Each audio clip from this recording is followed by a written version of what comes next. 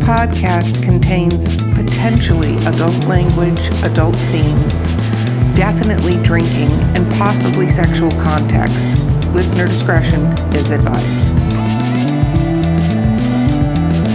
Okay, we've begun recording. Woohoo! Welcome to Drinking with Authors. Yay!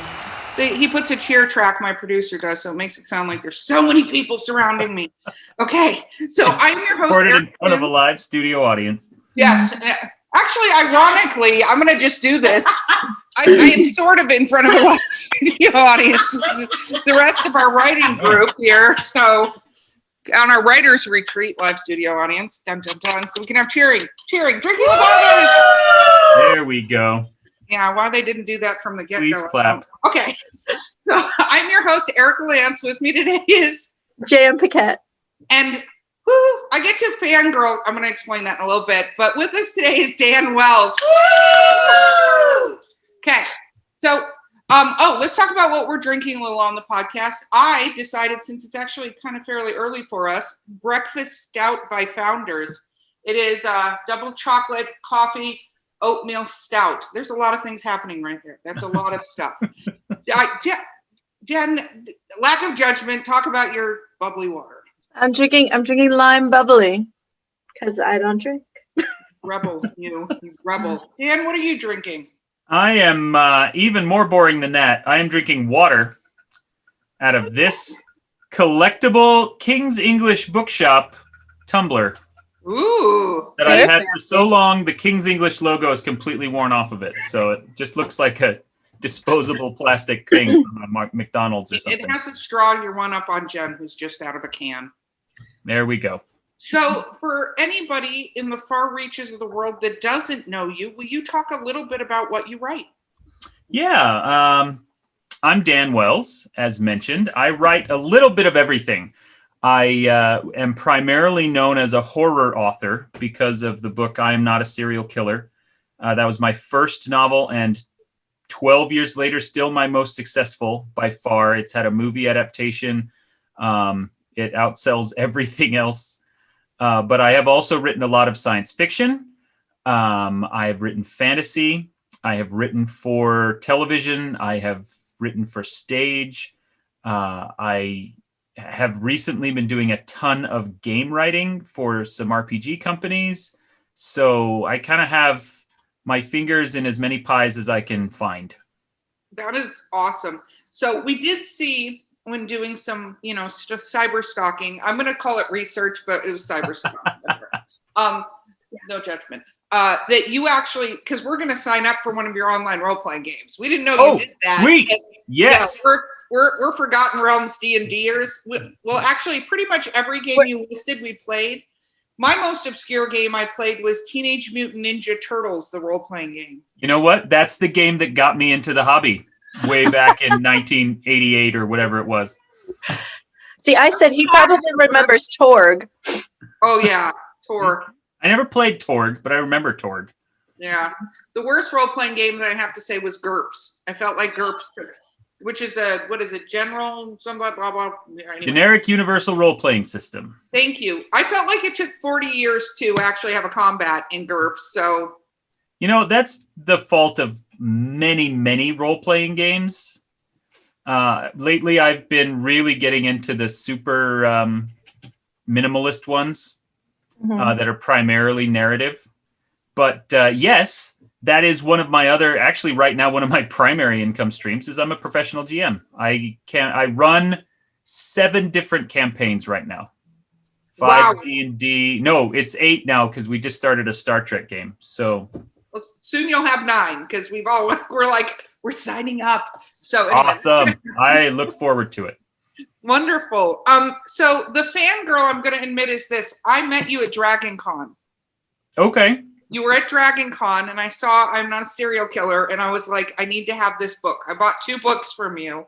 So I have 2 signed copies of your books and I've read all of them and I saw the movie with Christopher Lloyd and everything like that. So I love those books. I think they're brilliant. Thank you very much. Yes.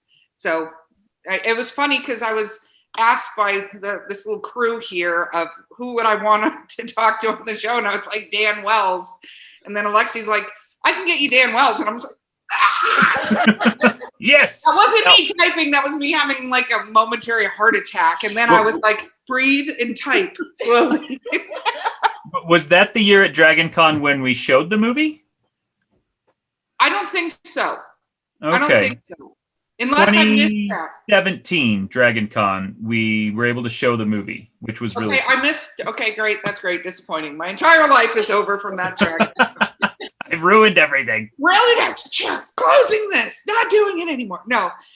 Yeah. So I love that because one of the things I write horror also, and I write serial killers. So I thought anyway, I love the way you did that and tied in the supernatural and everything like that. Oh, thank you. So yeah, fangirl at this moment. So we read your biography again, cyber stalking. But what I actually love your story. One of the first things you wrote. So will you share that with the audience here? Oh yeah, the Choose Your Own Adventure. Yes. Yeah. So I actually announced to my parents in second grade that I was going to be an author. And, they smiled and nodded and were like, okay, that's great. What are you going to do until that is supporting you? And I'm like, nothing. I will just write.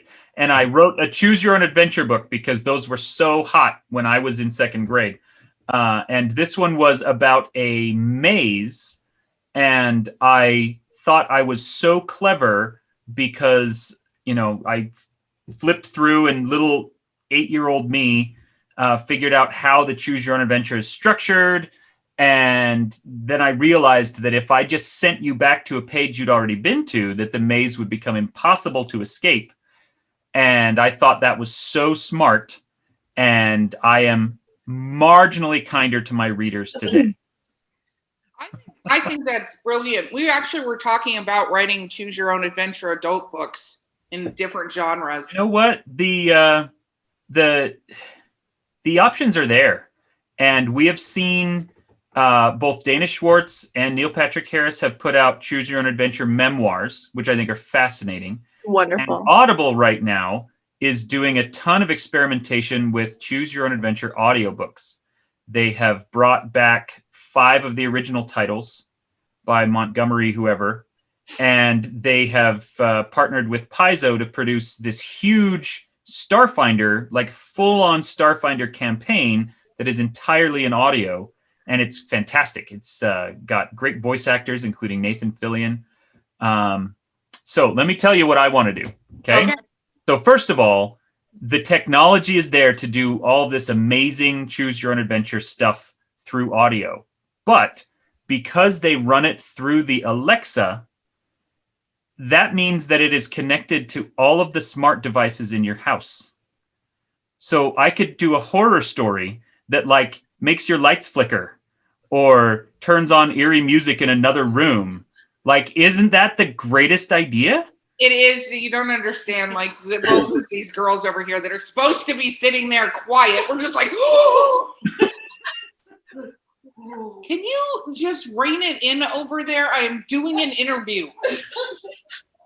Why we can't have nice things. Jen, actually, go ahead and tell your story of the Neil Patrick Harris biography. So I love Choose Your Own Adventures, and I was just saying when we were talking about this, I'm a savage and I read them straight through, because when I was younger, I would be like, turn to page 27. No, that's death. Like, I'm not turning to page 27. So I just read them straight through. And in the middle of the Neil Patrick Harris book, there's a secret page, and it's like, hey, why are you here? Are you reading this straight through? What is wrong with you? Like, there's no reason for you to ever end up on this page. And I was like, a secret page. This is amazing. That's great. I love that. Yeah, for super fans on that Choose Your Own Horror Adventure, since Ring unlocks the doors too, you can really make this scary. You have the ground team that's like, oh, someone's reading this book. They're almost on page 97. We got to go over there and rattle their windows. If you need that in Florida, you let us know. We'll go do that. No problem. We will show up and just be standing in their bedroom with a mask on. Yeah.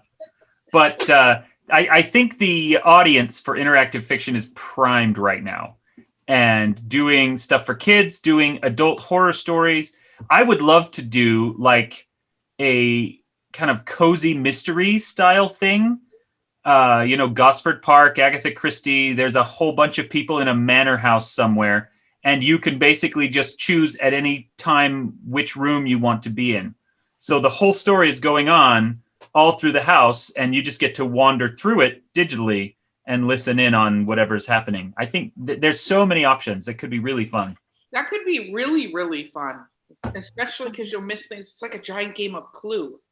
Mhm. You get Tim Curry to voice something. I don't know that he's able to anymore, but that would be awesome. So very cool. Okay, so you started out in second grade on this writing journey, and you were like, Mhm. "I'm doing this." When did I Am Not a Serial Killer actually come out? It came out 12 years ago, Okay. more or less. And I remember because it was when my fourth child was born, because we got the contract, and it was quitting money. It was big enough to go full time. Not the American one, but the German rights. And my wife was 8 months pregnant, 7 or 8 months pregnant, and so we had to wait until the baby was born so we could have the baby on good insurance. And then, like the day after he was born, and we paid for everything, and I went into my office and quit. So I can always remember it. 12, so that means it was 12 years ago. Did you have your I'm quitting letter all revved up before that, or did it happen around the time? I was really good friends with my manager, so I just told her, I'm like, it's coming. You got 5 weeks to replace me. So what, you actually thought you were going to write high fantasy. Yeah. You were going to Anne McCaffrey that stuff, and that is not what happened. No, it is not. And I grew up reading fantasy. I did not grow up reading horror, which is why it surprised me so much that horror was the one that worked. But I wrote 5 fantasy novels prior to Serial Killer, and each one was increasingly dark. I was like, here's a straight fantasy. Here's a dark fantasy. Here's a really grim fantasy. Here's just a historical horror. Okay, now we'll just write a horror novel. I would like to get back into fantasy. I've got one of my own that I've been working on, and in a very Anne McCaffrey style, it's like a fantasy combined with a space opera idea. But I'm also co-writing an epic fantasy, kind of portal fantasy, with Brandon Sanderson right now, called The Dark One. And that's who you do your podcast with, right? Yeah, the podcast is called Writing Excuses, and that is me, Brandon, Howard Taylor, and Mary Robinette Kowal. Very, very cool. When did you guys start that? We actually started that before I was published.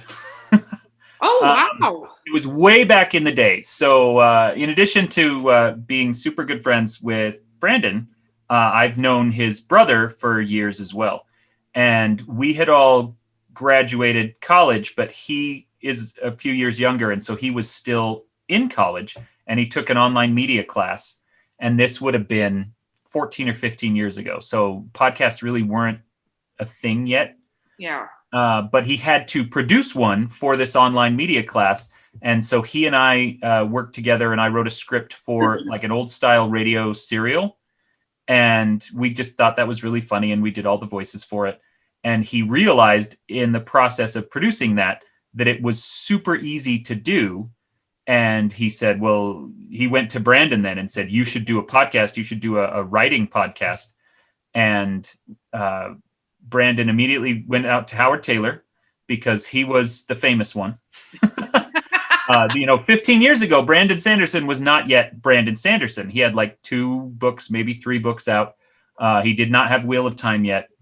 And so Howard was the famous one, and they brought me in to be the funny one, because I have been writing forever, but I hadn't gotten published yet. But Brandon thought I was funny. Now you notice, and then, okay, so we had the famous one, the funny one, and then Brandon was the one that like leads the discussion. You notice none of those are the smart one, which is why we brought Mary Robinette in later. And now Brandon's the famous one, and Howard's the funny one, and I'm the one who leads the discussion, and Mary Robinette is the smart one. So that's how it's shaken out over time. Designation, you're a famous one too. Well, in most circles, yes. But when I'm sitting next to Brandon Sanderson, no, I'm not. No, it's true. It's the company you keep. That is awesome. How have you found the writing community? So, like, you had these good friends. You did the Wheel of Time follow up and everything, and that's amazing. But the writing community. So this took you a little while to get this book out. So you'd written 5 books. What happened to those books that you wrote before I Am the Serial Killer? For the most part, they're just garbage. One of them I did go back and revise once I knew what I was doing.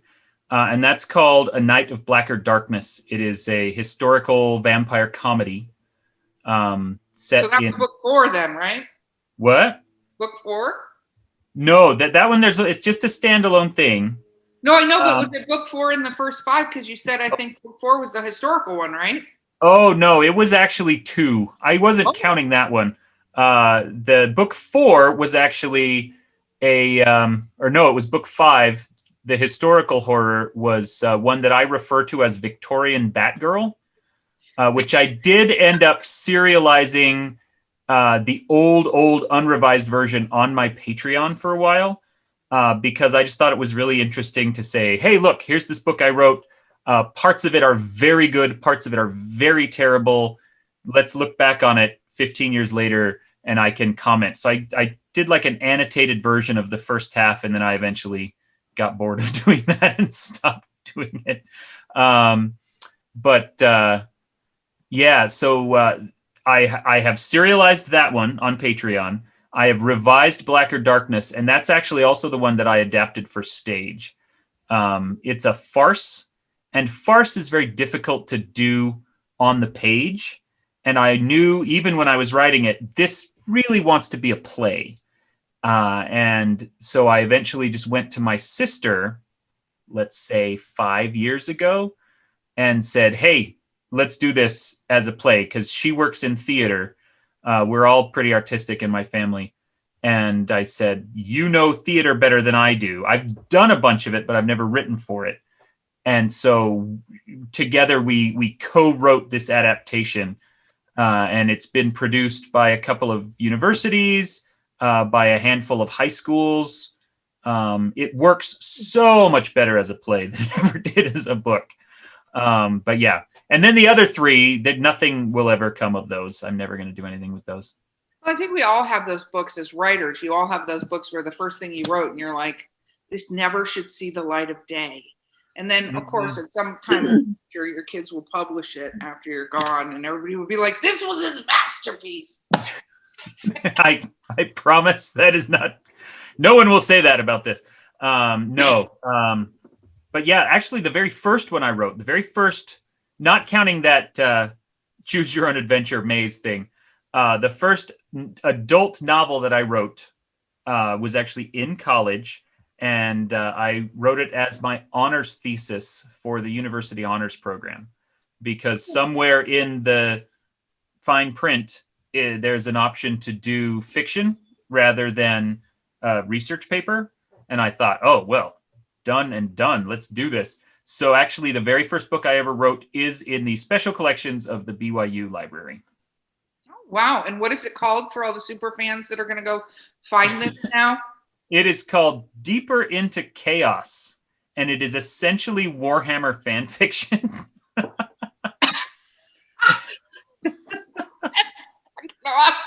It's not good. I'm making a note. We're finding this. We're going to just Okay. read it online. Yes, that's amazing. So Jen, A couple of years after I did it, Brandon did the same thing, and his gets stolen all the time. And so, because, they produce like one hard copy version and they put it in the library, and then he's got the super fans who are crazy and they go and they steal it, and then they have to print another one. And after 5 or 6 thefts, they just stopped printing it. So basically, ProQuest was over it. It's a challenge to go steal your book. That's what we got from this challenge. Accepted. It's fine. We'll start a trend. So Jen is a PhD in English literature, believe it or not. Oh, that is, cool. Yeah, she's kind of a big deal there. And didn't she write just take the accolades, Jen. I appreciate it. Thank you. I wrote on Tolkien and then Stephen King for my master's, and then my dissertation that that turn into a book. But I love those, that first copy you get of your thesis, that's that green ProQuest, you know, has the original signed papers from your committee on top. Nice. This one's awesome. Love it. I did have a question. So you kind of played around with the idea of a play. Have you thought about doing more screenplay directing stuff? Is that a I direction would you want love to go? to. I don't think I would be a really great director. I did do, like I said, I did a lot of theater when I was younger, including I was the director of my high school musical my senior year. But my skills have developed in other directions. I would love to write more scripts, and I've got a couple of movie ideas that I think could be fantastic. But it's such a different industry, and it's a different style. It's a different format. It took me about a year to write that one play, which maybe sounds like it's fast. For me, that is not fast at all.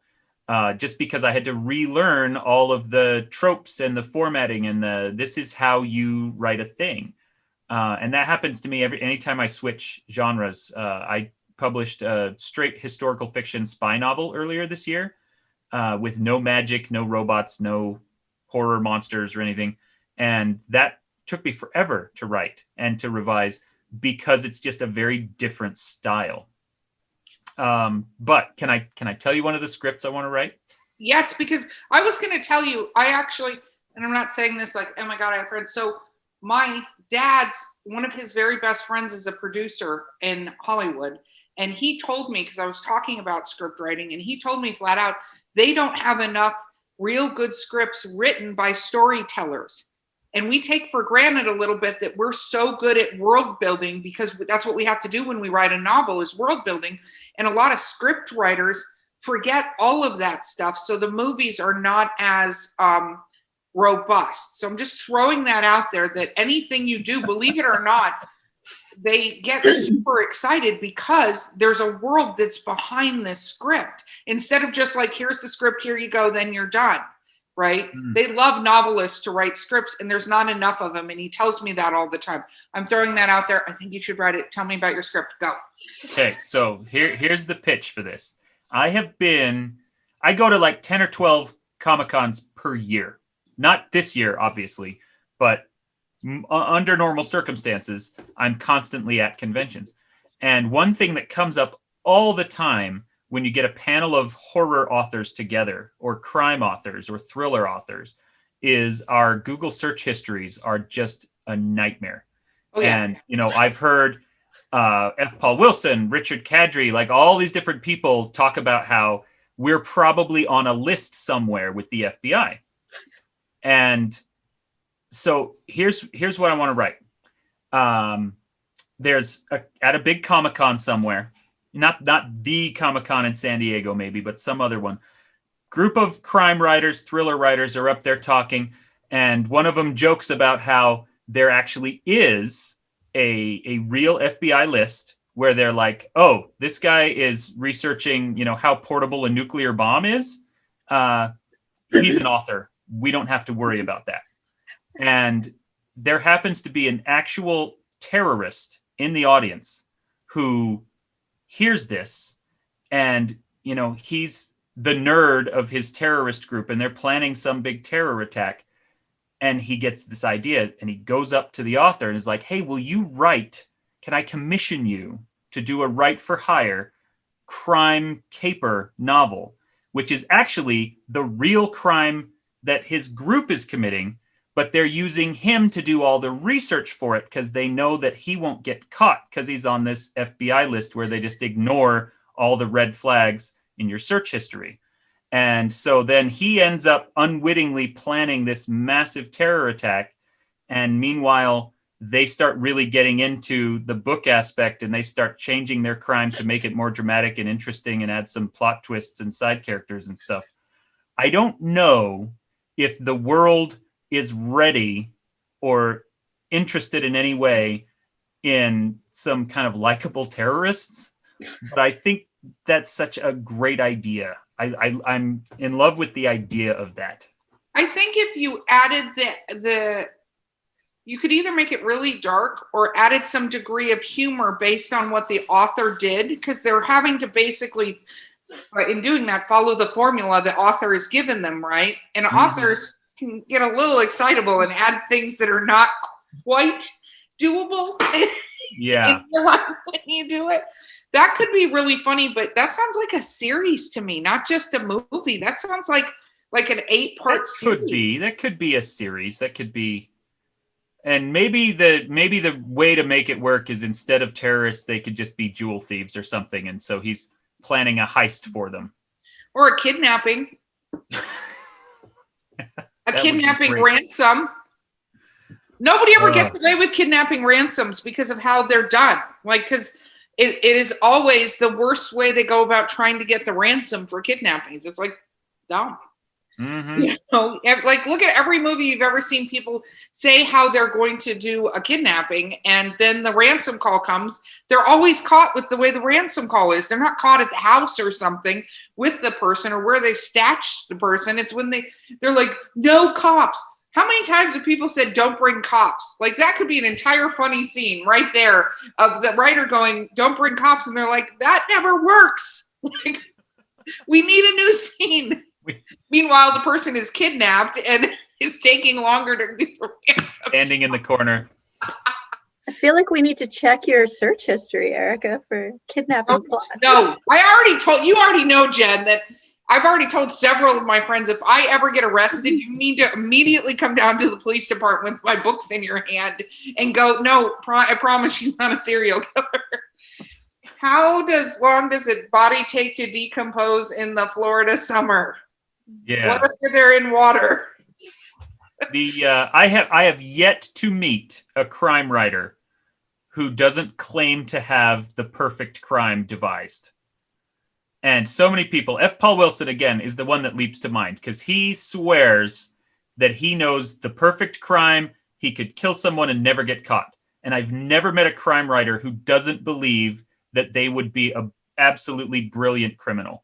And I think that's a really funny aspect of the industry.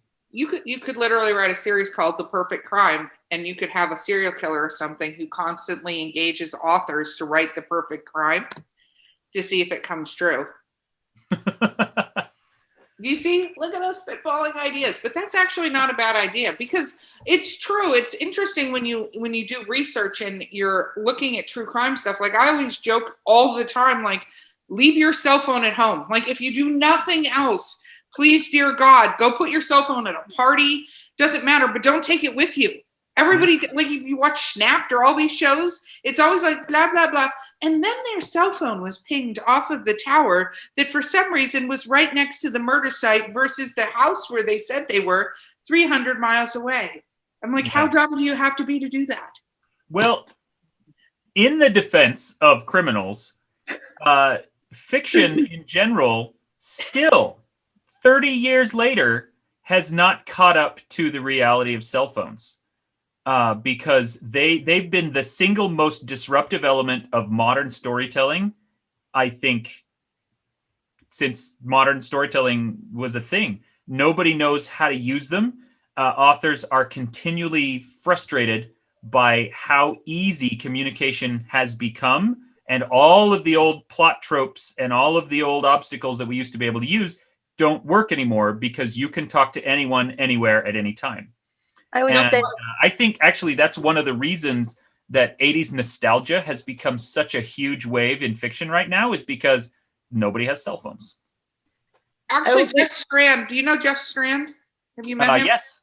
Yeah. I don't know him well, but I've met him a few times. He's very epic straight man. Epic straight man. He's so funny. But he wrote a book called Blister intentionally, and he said he placed it in the 80s because it was about this girl who's deformed. I'm not going to give away the whole plot. And she's in a shed, and it wouldn't have worked with the phone. Me and Jen talk about all the time because like Buffy the Vampire Slayer, that entire series would not have worked if they had cell phones. Mm-hmm. Because the entire series was them going, hey, do you know where Buffy is? Do you know where blah is? Quick, let's not try to even call the house that they might be at. Let's actually leave, run down all the dark streets to go find them in a dark alley because obviously that's where they're at. Yeah. What were you going to And say, Jen? X-Files was an early adopter of cell phones, but they still used them very inconsistently. Like when the plot required someone to run through a dark alley, they would forget they had cell phones. And then when the plot required them to communicate, the cell phones would work inside of a refrigerated freight car buried in the desert, you know? So people, authors, writers in general, we're still trying to figure out phones. No, I agree. What were you going to say, Jen? I was just the Buffy thing, and then like that idea of the missed message. That's Shakespeare, right? We've been doing that for hundreds of years, and that doesn't work anymore. You're like, how would you miss a message unless the phone dies? That's like my phone is dead on when I break down on a deserted road, or there's no service here. So you can play with those, but yeah, it definitely changes the game. I think also authors are not all authors, so this isn't a general statement, no hate mail, thank you anyway. But I think a lot of times authors are not necessarily the shitty people in the world. And you have to be willing to go down the rabbit hole, depending on what you're writing, especially if it's horror or something like that, of what the really shitty people are using technology to do. Yeah. And if you're not willing to research, one thing Val, who's one of the fangirls in the background here, talks about all the time is researching. And I think that's an aspect of research of how do you utilize it? Where does it work? We've all had situations where our cell phone doesn't get service, right?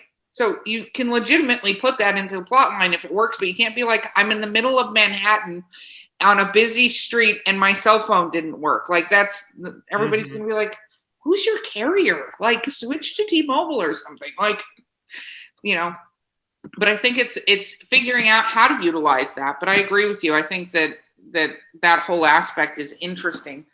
I will say, like, as far as genres, though, I think romance has probably nailed it. They use texting, they use phones. Like, romance is embracing the new technology, where, horror, it seems like it just makes it harder.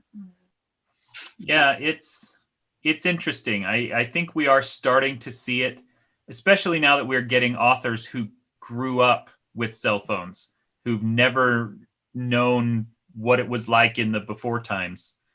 And so that is going to change things too.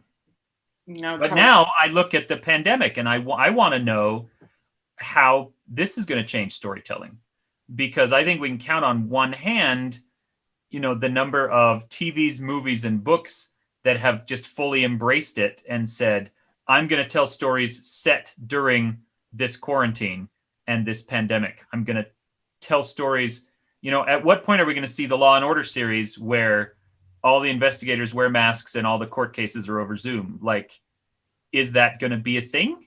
Or are people right now, are we writing stories set during the pandemic? I'm still telling most of my stories as if the pandemic didn't exist. And how are we going to be able to tell stories about what comes next? Because we still don't know what comes next. We're in the middle of a big social singularity that we don't know what it's going to look like next year. Is this going to be cured? Is there going to be a vaccine? Are we going to be wearing masks for the next 50 years? No, it's true. It's interesting. One of the things I saw, so I watched a show called The Blacklist. I don't know if you guys have ever seen it. It's got, what is it, James Spader in it and stuff like that. It's it's a little cheesy, but it's a pretty good show. And their last episode, so not this, what would have been the series finale, I think it was episode 19 of 22, but the pandemic hit. And so, of course, they were waiting to wrap it up, and then there's no wrapping it up.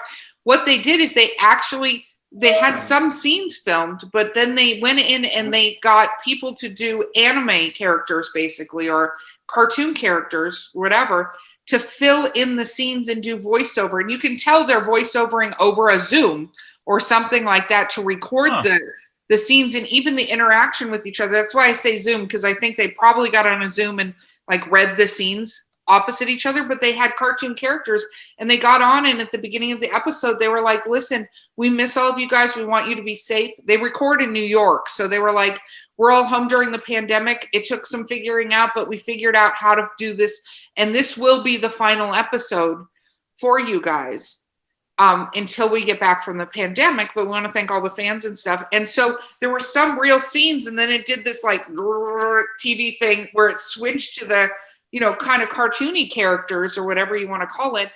And they were still the voice actors doing the entire scene. And then it would suddenly switch because you could tell the parts that they recorded, which also teaches people that they don't record these in a linear fashion. Like they're like this scene and then this scene and then this scene. And I thought it was pretty interesting. But there is a show that's on, I want to say it's on Netflix or maybe it's Hulu, that is literally recorded in the pandemic time. And there are shields, like people are talking through different, like at their desk, they have the plastic shields and stuff like that. But they're doing it without masks on, but through like through the plastic guard. I know that Superstore, which is not a show that I enjoy, so I haven't watched any of the new stuff, but they have fully embraced the pandemic. And they just have like all the commercials show actors in masks and stuff. And I kind of want to try again to stomach the show just because I'm fascinated to see how they're handling it. Well, it's a smart way to do it because otherwise everybody's out of work. Like, yeah, maybe we got to do something. I was going to say there's some like Love in the Time of COVID. I saw commercials for, right? But I was just wondering, like, is this Hallmark movies? Nothing stops a Hallmark movie, right? Yeah. But the idea, like, if this is the future of storytelling, it's almost easier because everybody has access to a device. Well, I say that, of course, as a super privileged person, but like your actors they're going to be able to be online. So are we going to have musicals that are just going to be people in their own little cub? We're going to get the Brady Bunch all the time when we're watching our entertainment. I don't know. It's an interesting question. I did want to ask you, like, how's the pandemic affecting you in your writing? Like, is it helping? Is it hurting? How's it going? Well, it's I have to recognize that, and I have to admit that the pandemic has not affected my career in the way that it has affected a lot of people. Like, I work from home anyway. And so, when this first started, I was a lot more cavalier about it and a lot more kind of quick to judge people who were going out in the middle of what was supposed to be a lockdown. And I had to come to that point and realize, this doesn't really affect me much. I work from home anyway. I've got 6 kids, so there's 8 people in the house, and so I'm not like starved for human interaction the way a lot of people are. It hasn't been a big deal. On the other hand, I've got a cartoon saved that I saw someone put out in March of somebody on a rowboat in the middle of the ocean surrounded by sharks saying, "Oh, well, now that I've got nothing going on, I can write that novel." And just because I don't have other distractions going on doesn't mean that I'm not super stressed out and, dealing with all of this constant emotional fatigue that's kind of become the norm for us over the last 9 months. So what I did early on, this is actually how I became a professional game master, is in March, I thought this is something I've always wanted to try because I've got a friend who does it and she kind of showed me how to set it up and how you can actually make it lucrative. And then in March, when I realized everyone's stuck at home and no one gets, that starved for human interaction idea, I decided to just pull the trigger and try it. And it really exploded. And so that has become the majority of the work that I do is planning and running these 8 different RPG campaigns weekly. Continue. Yeah. And so I am still writing, but I have actually not this year written any novels. I have written a ton of freelance work for shorts and for game fiction and for adventure writing for RPGs. But I have to get back into noveling now. I've done a few edits. I did put out, like I said, a historical fiction this year. I've got another middle grade that's coming out in a couple of months, I think in December. So there's still novel work going on, but actual just brand new sit down, originate a story, that has all been in shorts. So it has affected me more than I think that it has when I really sit down and look at it. Have you thought about creating your own RPG system, like in your world, or are you good playing in other sandboxes? Um, Oh, that's a probing question, Jen. Like to reinvent the wheel, but like you play enough games and you're like, this would be better if, and this would be better this would be better. And I do tend to house rule a lot of things. I've got a friend who actually is an RPG designer by trade, Alan Barr, who runs Gallant Knight Games, and his games are all fantastic, and you should all go play them.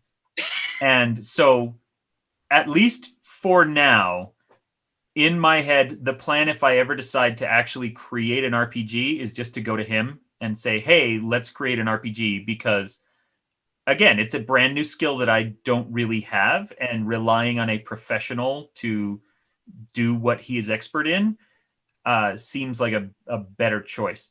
That said, I have started working on what might be 2 different role-playing campaigns that I could put out licensed through other systems if that's what I decide to do. I don't know if I will, but I'm doing so much of that kind of work anyway right now that I think, oh, okay, I can see how I could put this together.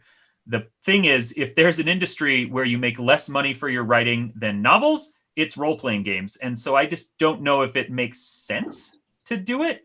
But I end up doing what I love all the time anyway, regardless of financial propriety. So we'll see what happens. Awesome. Okay, we got to take a quick commercial break, and we'll be right back. Okay. This is the voice of Drinking with Authors. You are at our commercial break, and our commercial is, hey, do you want to be a guest on our show? Or do you have a question for one of the guests on our show? Or do you have a brilliant drink recipe that we've never heard of? That would have to stump us. But you could reach us at drinkingwithauthors@gmail.com or on Twitter, Instagram, or Facebook. You can direct message or even just leave a comment on one of our posts. We would absolutely love to hear from you. Well, we're back recording, so we can talk to you. I'll talk to you for 2 hours. You have no idea. My producer will be like, what the crap sticks were you doing? And then I'm going to be like, it's Dan Wells. Shut the fuck up. Fine. It's fine. So, I want to talk about I'm Not a Serial Killer. So Okay. you, I love that book. When you decided and you finally, Raymond was like, go write a horror book, and you're like, fine. That's how I imagined it happened in my mind. That's pretty close. How did you, I feel like he's like, go do it now. And it was in a coffee shop. I decided that I'm going to write the scene. Coffee shop. Mid-afternoon. I won't argue. Yeah. How did you get there? How did you arrive at this character? I love this character. How did you arrive at the lead character in the book? It came from, at the time I worked for a scrapbooking company, which was just very, very froofy, very lovey-dovey kind of place where everything had to be cute and wonderful all the time. It's scrapbooking. I mean, that's what everything is. And so kind of as a defense mechanism for my own psyche, I would spend all of my lunch break reading true crime websites and stuff like that. And I've always been fascinated by serial killers ever since I was little. But, I wallpapered my cubicle with pictures of zombies, and I would read about like all these awful crimes, and stumbled across what's called the McDonald Triad, which has since, in the last 20 years, been debunked. It's the idea that serial killers, there are 3 traits shared by like 95, 98% of serial killers, which are pyromania, bedwetting, and animal cruelty.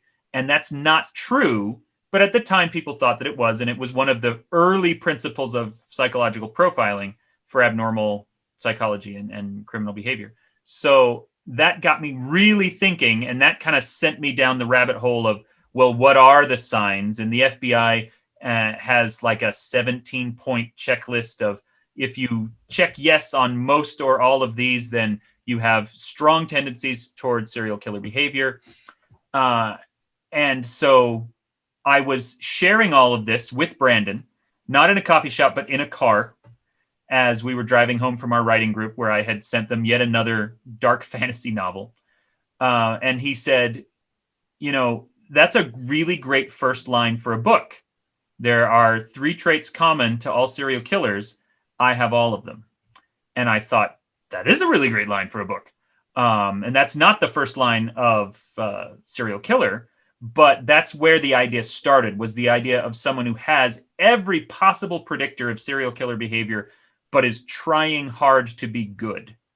And I had to noodle around on that concept for about a year before I came up with the book itself, because I thought, I could go funny with this. For a long time, it was almost like an Addams Family kind of story where everyone in the family had a different weird quirk. There was a serial killer, and there was a witch, and there was a cannibal, and there were all these different things.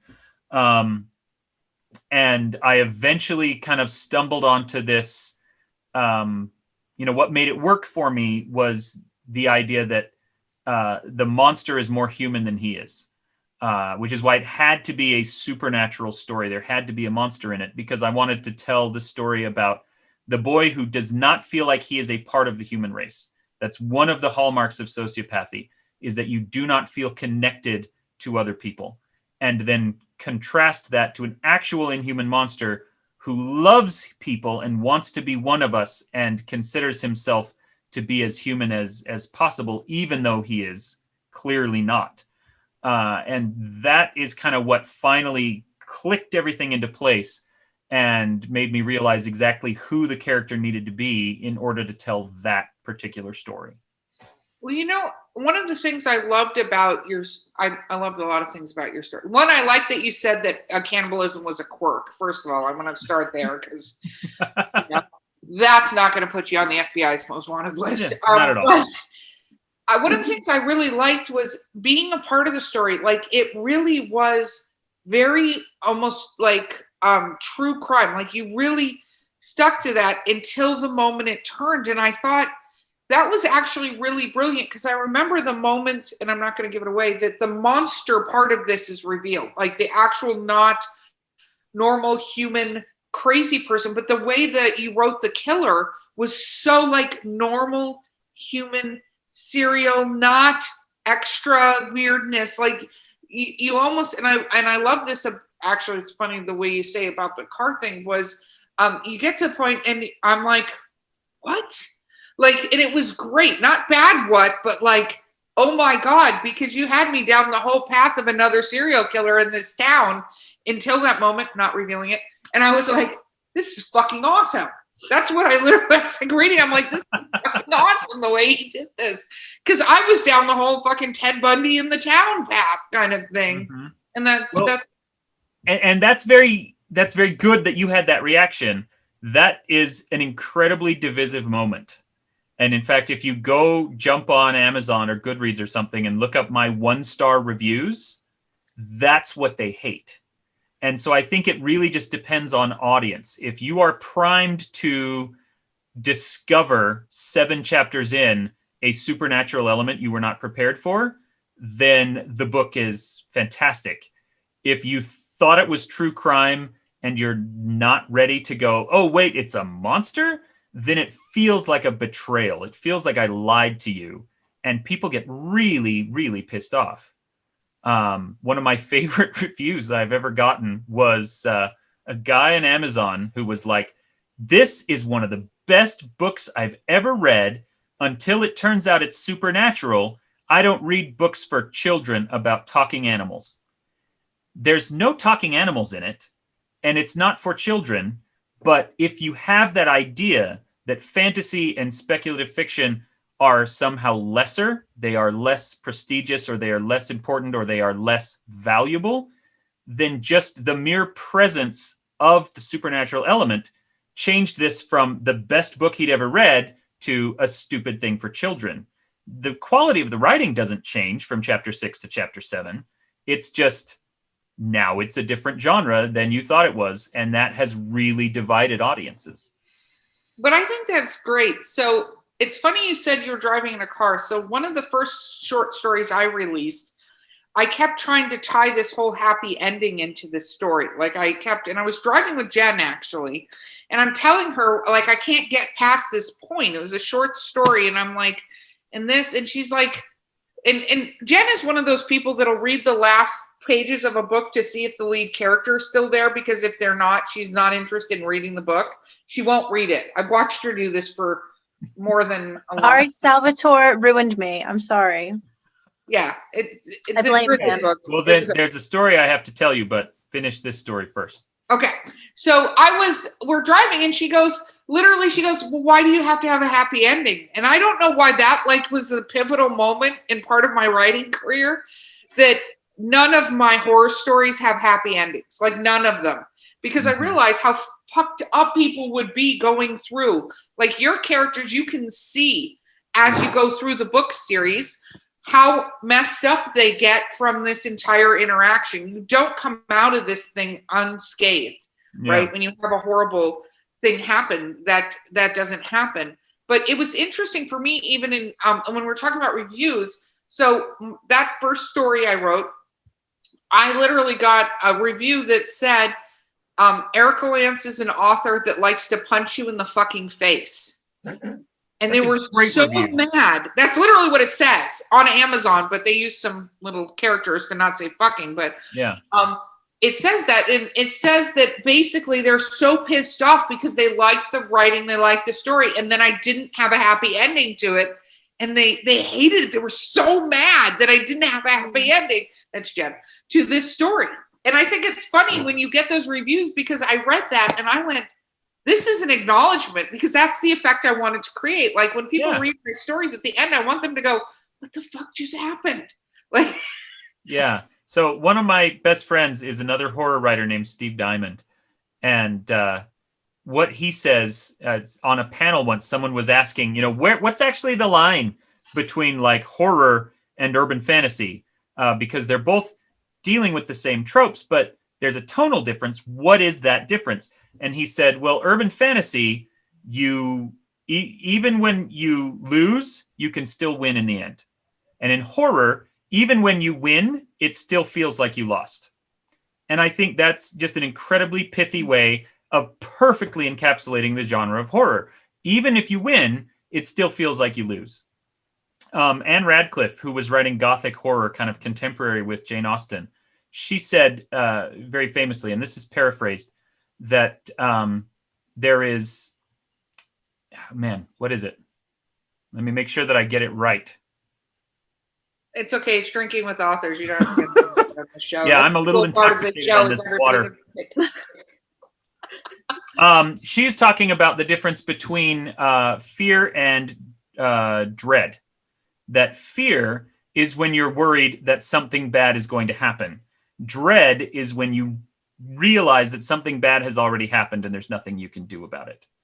And I love looking at horror from that perspective. And I think you can see that reflected in our culture all the time. There was a massive boom of horror in the wake of 9/11 because our entire culture was waking up to the fact that something horrible had already happened and there was nothing we could do about it. And this is how we process those emotions through fiction, is by telling each other ghost stories. That Stephen King has an essay, he was always writing essays, but he has a thing on horror where he says you have to feed the alligators in the basement of the human psyche. And that's what horror does. And then he compares it to a roller coaster, right? Like you're scared on a roller coaster, but you're going to be okay. So when you read a horror novel, like, you're going to be okay, but you are watching the car go off the tracks for everybody else. So, and that's that whole feeding your darker, I'm going to get out all of it's the catharsis. It goes all the way, Yeah, it is. And we're just constantly name dropping. This is what happens when English majors talk to each other. Michael Collins is a brilliant kind of horror professor, and he's written some books as well. And what he says about horror is that it is that catharsis comes from the fact that no matter what you have just watched the characters go through, you lived through it. You've been with them through all the horrible things. You've watched them die or get eaten or kill each other or whatever horrible things have happened, but then you survive at the end.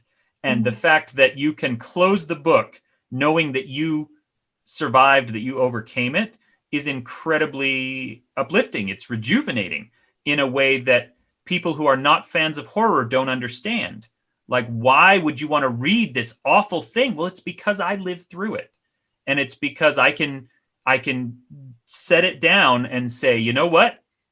I beat it. I went through that and I came out the other side.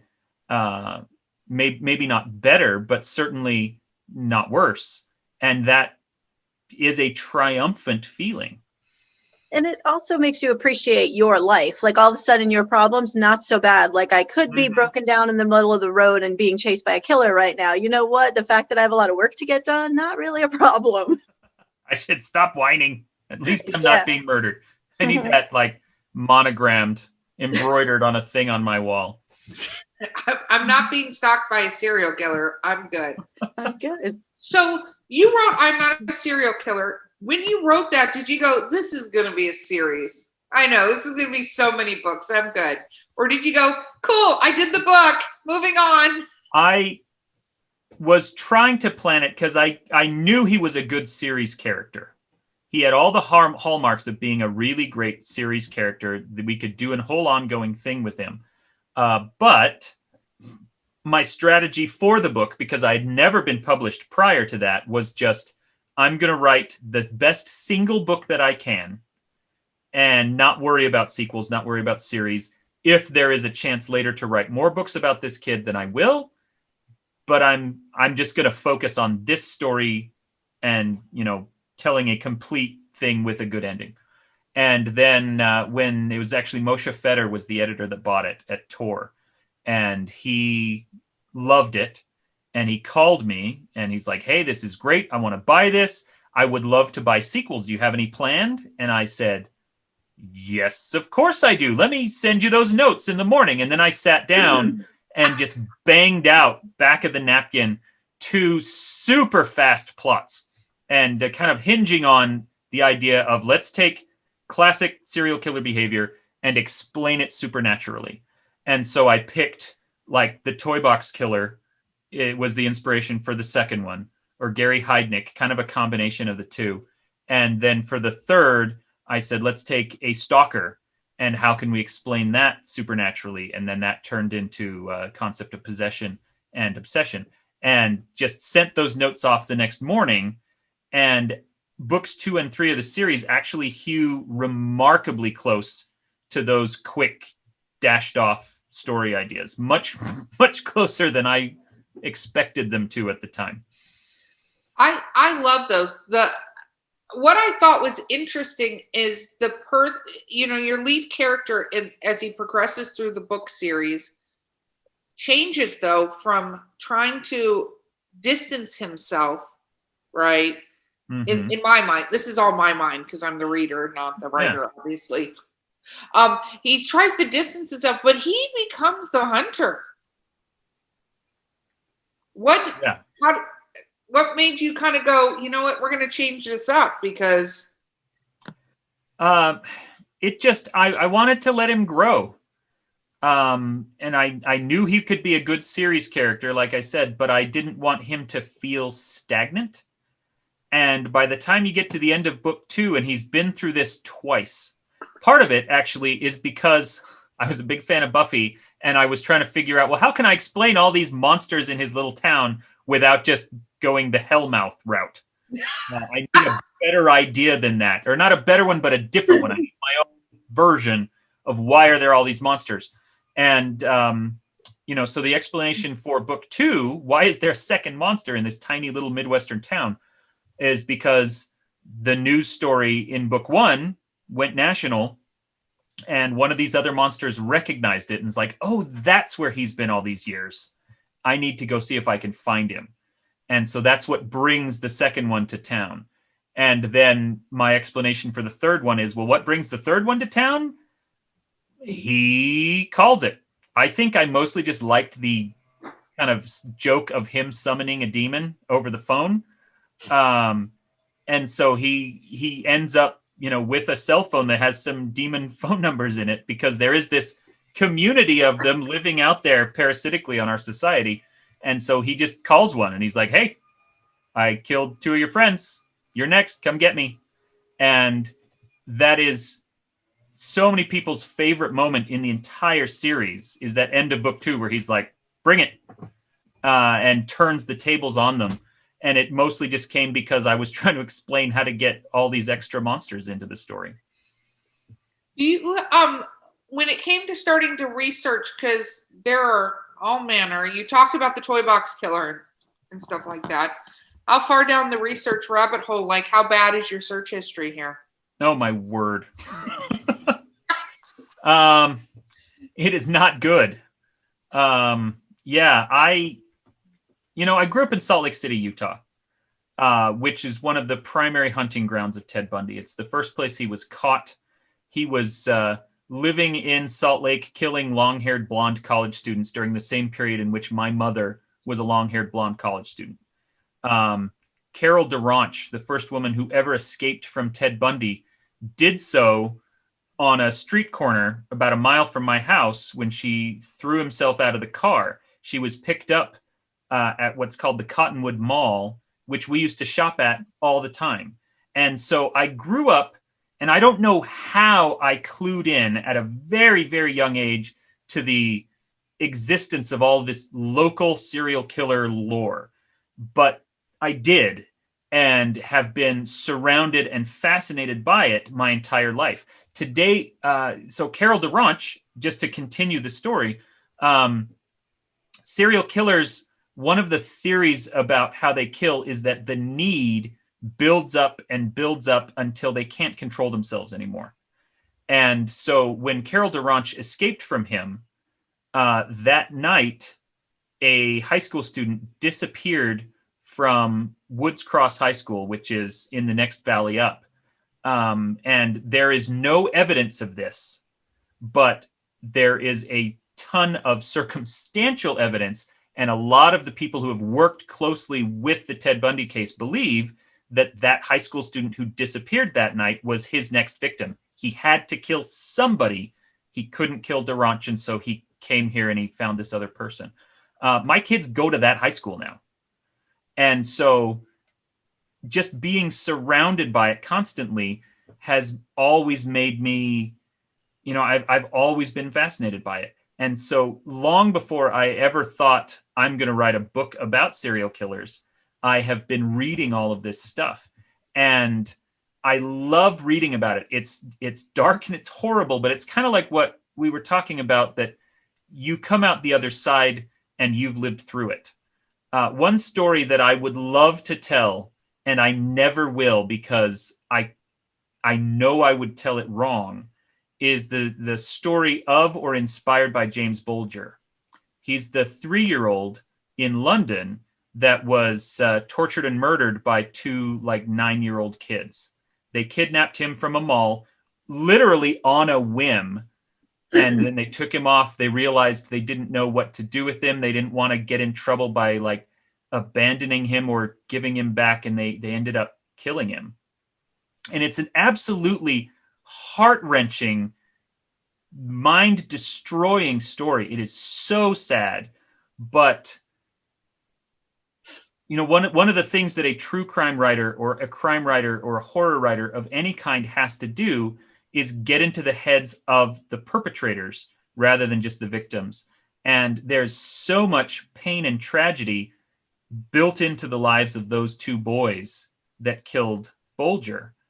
And I can't find a way. I have been working on this story for more than 10 years to try to find the route in there that presents this as both a horrible, awful crime, respectful of James Bulger, while also showing the horrible, awful, whatever it was that led to the 2 boys doing what they did to him. And I have not been able to crack that nut, but those kinds of stories and like I said, the just gut-wrenching sadness at the heart of them will always be fascinating to me. And I love reading about that stuff, even while it is horrible and makes me sad to read about it. You know what I mean? I know exactly. I write Jen doesn't write horror. I write horror. I know exactly what you mean. What's interesting, you say that about that high school, because it was the night of a play, and it was one of the kids in the play that ended up getting killed. The girl with the So play. you know the story. Perfect. I do, because actually I want to say either on Amazon or on Netflix, one of the streaming services, they actually have an interview. They have I want to say it's a 6-part series with his girlfriend, Ted Bundy's girlfriend, because she was with him before he started killing. But it tells the story, and it tells the story from the women's perspective of all these women. And the girl who was jumped out of the car, she's on there and she talks about it. And she talks about where it was in relation to the school in that night, because the reason actually there was a woman who was working at the school who was in the play as something, I forget what she was, who ran into Ted Bundy first. And that's how they now have linked it together, is she's come forward and said, no, he approached me, asked me to come outside to help him with something, and I thought it was really weird, and I walked away. Like, you should watch the show. Yeah, I need to find that. Yeah. I'll actually find it for you, and I'll email it to you. I'm not telling you your email address, but I'll email it to you. But she talks about how guilt-ridden she has been through the years, because this encounter, which she brushed off as just, creepy dude, whatever, she knows this girl was killed because she didn't leave the building to go with him. And the amount of guilt that's weighed on her for years because of this situation. And it's interesting because they link that all together. And a lot of people don't know this hypothetically about Ted Bundy, but at the very last moment when the governor was like, nope, we're putting you to death, he was willing to start communicating about all the crimes nobody knows he committed along the highway routes, and how the highways led to him being able to kill people, because he'd drive up and down the highways and pick up hitchhiking girls and kill them, right? Yeah. And and the governor of the state of Florida went, nope, we're putting you to death. So he was never able to tell about all of the crimes he thinks he committed. Yeah. Well, and I can kind of see the governor's perspective on this, because there have been plenty of examples of serial killers who start admitting to crimes they didn't actually commit, either because they want to pad their numbers, or they want to freak people out, or they want to cover for other people just to mess with the system. But yeah, so Al Carlisle, who's the first psychiatrist who actually interviewed Bundy when he was in the Salt Lake Penitentiary, he's got a really fascinating story where he talks about, and I've known Al for years. I've got most of his books downstairs, where he talks about those early talks where he was, in first of all, the process of determining, okay, yes, this person is violent rather than just the burglar we picked up. But then also later, he had a chance after the escape and recapture to talk to him again, and started piecing things together. And there's a theory about serial killers that I happen to love. I don't know if it's true, but I love it, which is that in a majority of cases, the first kill is a botched rape, that they don't set out to murder, but they try to do something else, to rape or to abduct or something, and it goes wrong, and they kill, and then they kind of get that thrill, and then they don't get caught, and they realize, oh my goodness, this opens up a whole new world. And there was a woman, a little girl, like 12 or 13-year-old girl, who disappeared from Ted Bundy's neighborhood back when he was in high school. And Al says that, every time he would mention that girl to Bundy, that he would just freak out and clam up and stop talking. And it's the only one of the potential victims that seems to freak Bundy out whenever it is mentioned. And he's never admitted to it. There's no evidence tying him to it. But mention of that girl's name will just cause him to completely shut down. And so I love this kind of stuff. This is horrible. I'm sure there are people out there who are like, why are you talking about this? I wanted a cool, let's talk to an author about his books thing. And now you're talking about botched rapes and serial killers. This is what, again, I write horror. Everybody knows. Gets me going. I love this kind of stuff. And yes, it's tragic, and yes, it's awful. And I remember when I was very first touring with Serial Killer, I actually was doing a book tour in England. And whereas here it's published as kind of a general fiction adult horror, in England they published it as YA. So my book tour over there was basically me going around to a bunch of junior highs talking to kids about serial killers. And I remember one of these, chubby little 11-year-old kids, when we get to the Q&A portion, he raised his hand. He says, "What's the most horrible way that anyone has ever killed anyone?" And I'm like, you are way too young for me to answer that question for you. Do you have a different question? And he said, yes. Who's your favorite serial killer? And I get that all the time. And Erica, you sound like enough of a fan that you might be getting that question as well. And I'm always very clear to say, I don't have a favorite serial killer. They're horrible people. They do horrible things. I am not a fan of them. I am an enthusiast for abnormal psychology and for true crime, and that's very different. I definitely have, certain killers that I find the most fascinating, but I will never call them a favorite because I need to keep those lines very clearly drawn. Well, I think I agree, and I think saying favorite makes it seem, again, like what you said, like you're a fan. It's not a fan so much as, I get to circle all the way back to, I think there are certain things that humans do that most other humans can't even think with. Like it can't even compute in their brain that somebody is possibly able. Like I actually had a conversation yesterday because I'm writing a series called Florida Hunting Grounds, and there are going to be 2 books in each serial killer this particular main character comes across.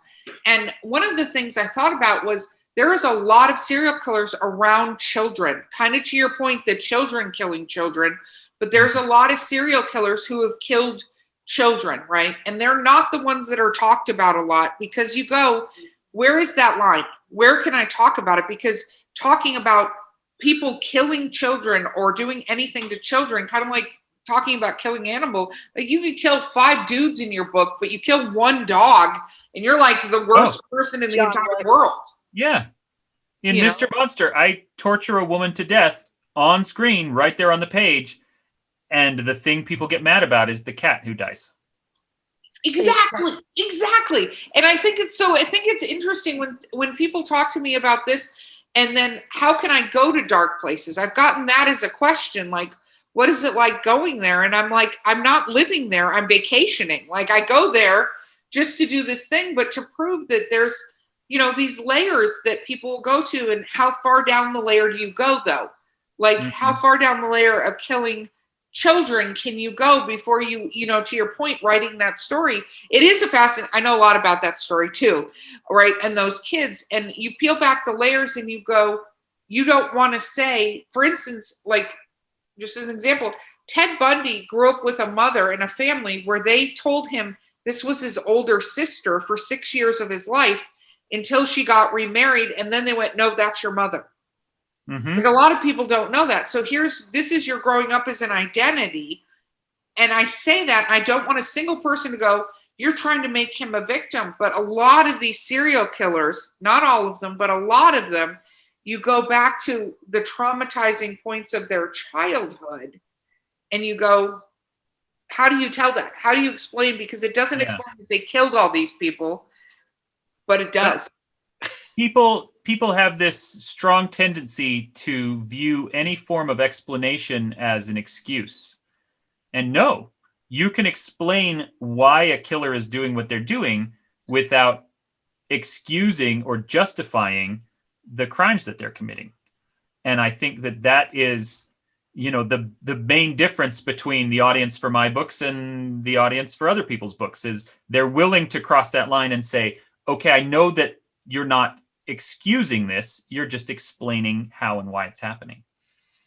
No, totally. Okay, I have to ask this question because I know I'm not the answer because I haven't been able to fangirl in person since I met you one time and then became a fangirl.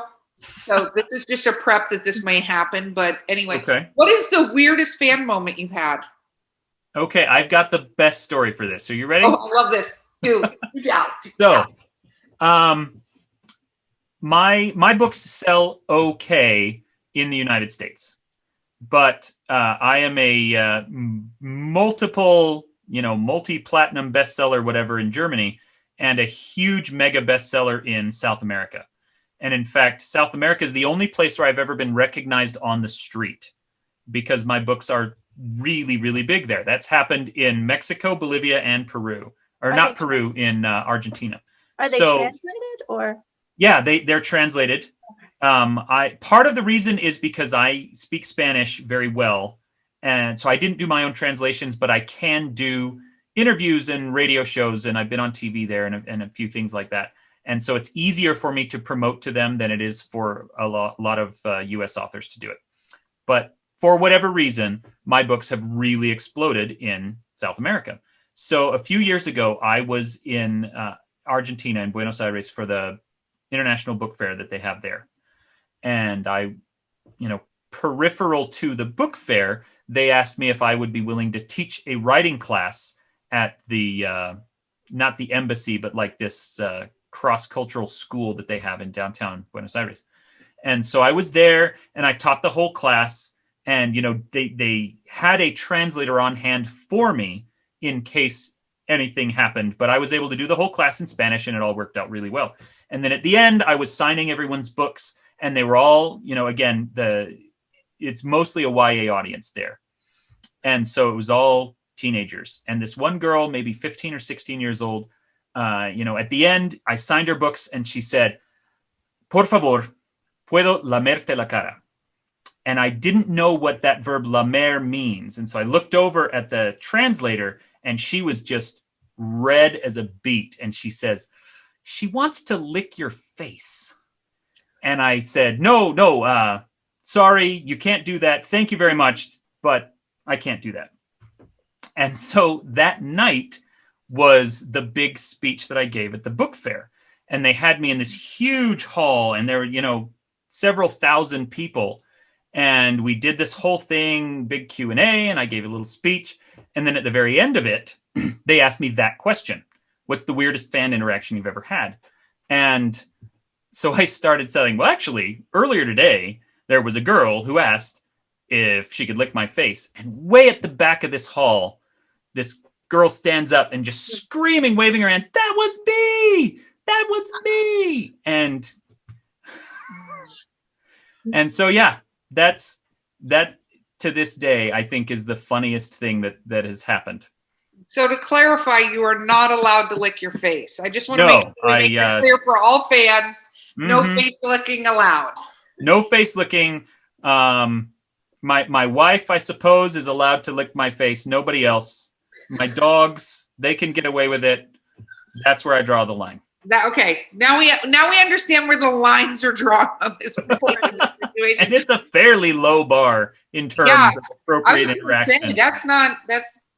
Has anybody ever dressed up as one of your characters? Besides, obviously, in the movie, but I mean, and showed up at your booth dressed as characters. In San Jose Comic-Con, the first year they did that, which I want to say was 16, a woman showed up dressed as Kira Walker from the cover of the Partials novel, which I thought was awesome. And she's like, "Hey, I dressed up as your character." And I said, "Which one?" And she had to turn around because the cover is just, you see a woman's back with like this very particular kind of shirt and strap thing on.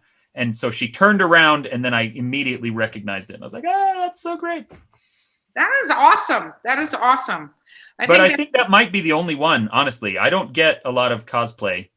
Well, now gauntlet thrown again. Dan Wells cosplay, when we get back to being able to be in person, obviously you need to, all this is doing, I'm just making notes like, dress up as Dan Wells' character.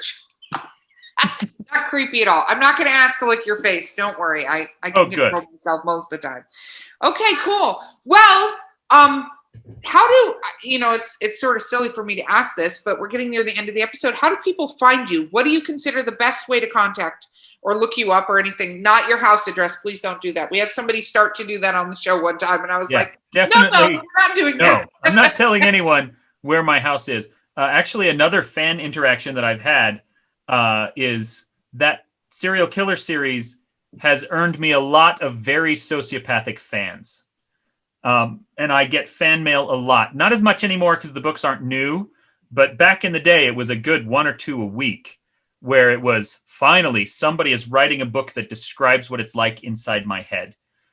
Which is why, to some extent, I don't really worry about being attacked by anyone, because I've got a legion of incredibly creepy fans who will seek retribution if anybody messes with my family. But one of these early letters was like, hey, I love your books. It's so great. It's so wonderful to see, my own thought process written so well and so evocatively. Thank you so much. By the way, you need to be very careful about what you put online, because I was able in about 10 minutes to learn all of this. And then boom, my entire family, their addresses, my in-laws, my parents, how many kids I have, what schools they go to. Like, he found everything. And so, yeah, I'm a lot more careful now about what I put online. But, I think a lot of people don't realize that. Like, I joked earlier about cyber stalking. I as much as I said I didn't go that far down the rabbit hole, but it is, if you're not careful, it is really fucking easy to find you. Like, yeah, well, and it goes beyond not being careful. You have to be actively hiding your own information, or it will get out. Even if you never post it, it's there connected to your credit cards and to other things, and a lot of that information is unfortunately publicly searchable. But anyway, I am not on Facebook at all. I've got a profile there, but I have deleted the app from all of my devices. I hate Facebook and I never go there. So definitely don't try to contact me through Facebook. I am on Twitter as The Dan Wells. I have a YouTube channel, and you can look me up there. I do regular RPG reviews, and I'll occasionally do other stuff. I have a show on Twitch that I do 2 different campaigns that I'm the game master for, and we broadcast those on Twitch. One is every Tuesday night. It's called Typecast RPG. And then the other one, the D&D one, is every Tuesday night, and the Star Trek one is every other Wednesday. And those are both Typecast RPG, and so you can find me there. And then I have a website, thedanwells.com, which right now might be a little difficult because we keep almost once or twice a week, we'll trip the too much traffic thing. So we're in the process of upgrading the service and taking that as an opportunity to revamp the website itself. So the website, honestly, is probably the best. That's got a contact email that will go directly to my assistant. And that's also the main way. So if you want to do a RPG campaign with me, that website is where you find my email address or my assistant's email address to set that up. And so I'm very excited to play a game with you, but also, dear listeners, I've still got a few slots left, and I've got dozens and dozens, well over 100 different role-playing games. So whether it is D&D that you're interested in, or Star Trek Adventures is my very favorite at the moment right now. I could rattle off, probably 10 role-playing games that I am obsessed with at the moment. Some of them very famous and some of them very obscure. I would love to run a campaign or a one-shot for you. No, you're going to run us in a campaign, and see, me and Jen are like the old school nerds that colored in our D&D dice with the crayons.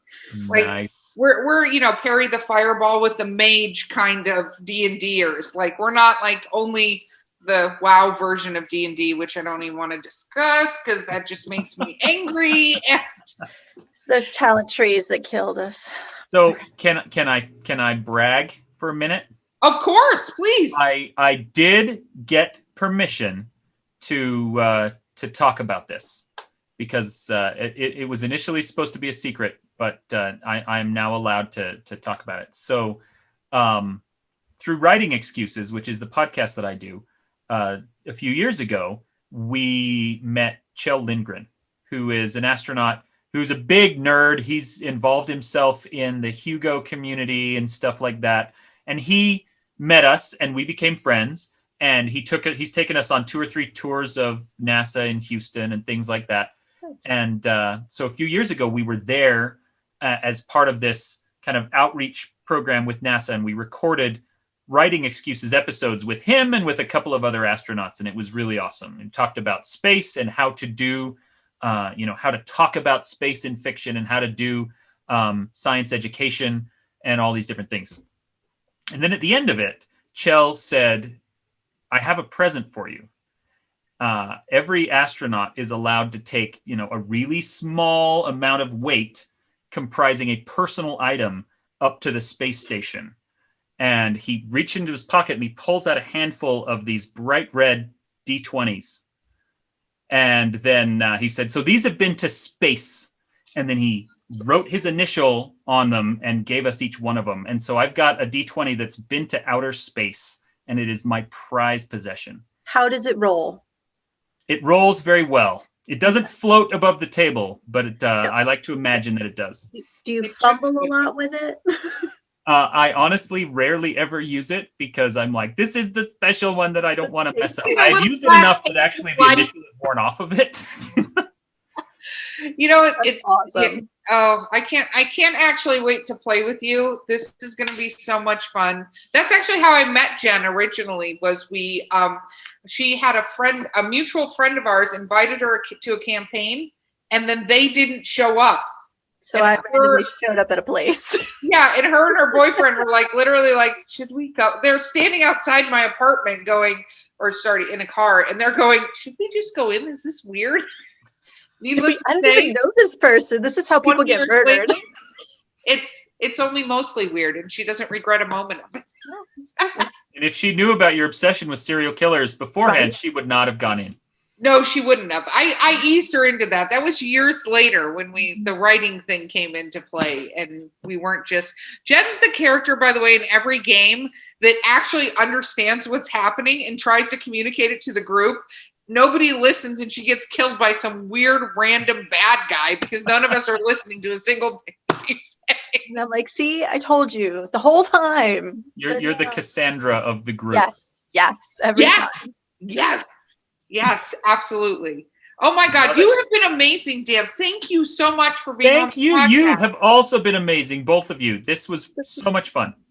Awesome. Okay, guys, so this has been Drinking with Authors. I've been your host, Erica Lance. Jan Paquette. And Dan Wells. Dan Wells, woo! And we will see you next time.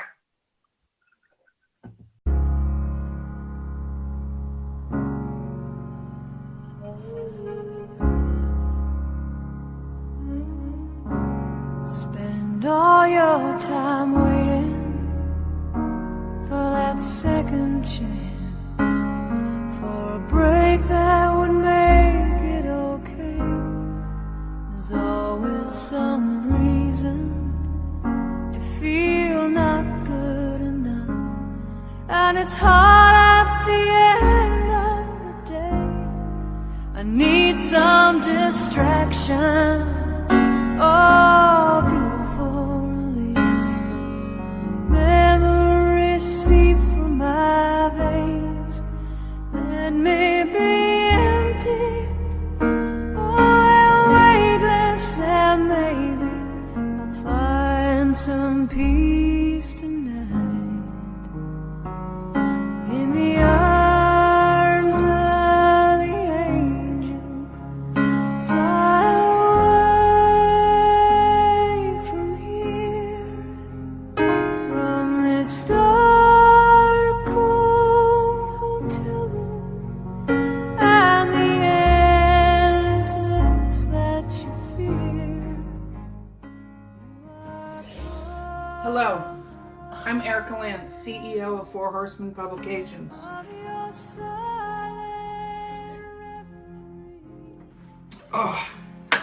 And a host of Drinking with Authors. Are you a frustrated author? Is writing hard? Are you not getting the words out? We have the solution for you. The Author's Accountability Guide 2021.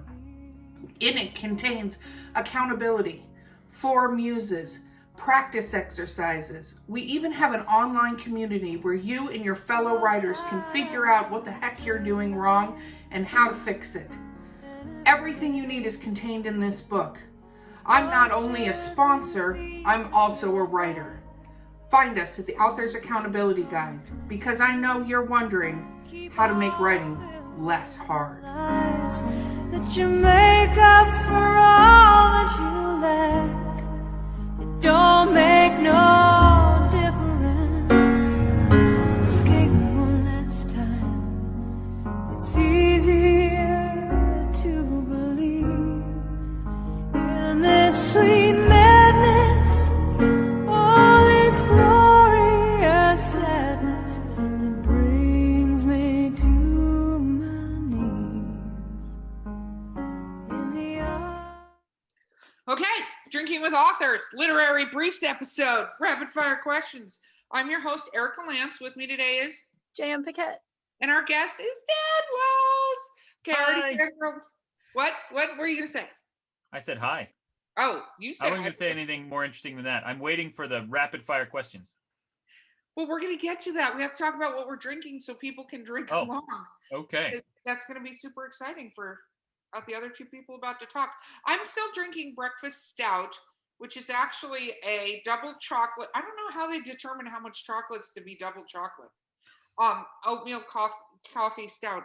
That's a weird thing I just now realized. Now I want to know how they go, you know what, this is one layer chocolate. It technically counts as double if we put this much more in. Maybe it means that there's two kinds of chocolate.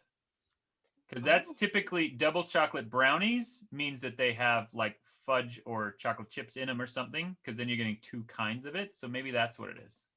Or is it the percentage of chocolate? Because they do cacao by like percent, right? Cow.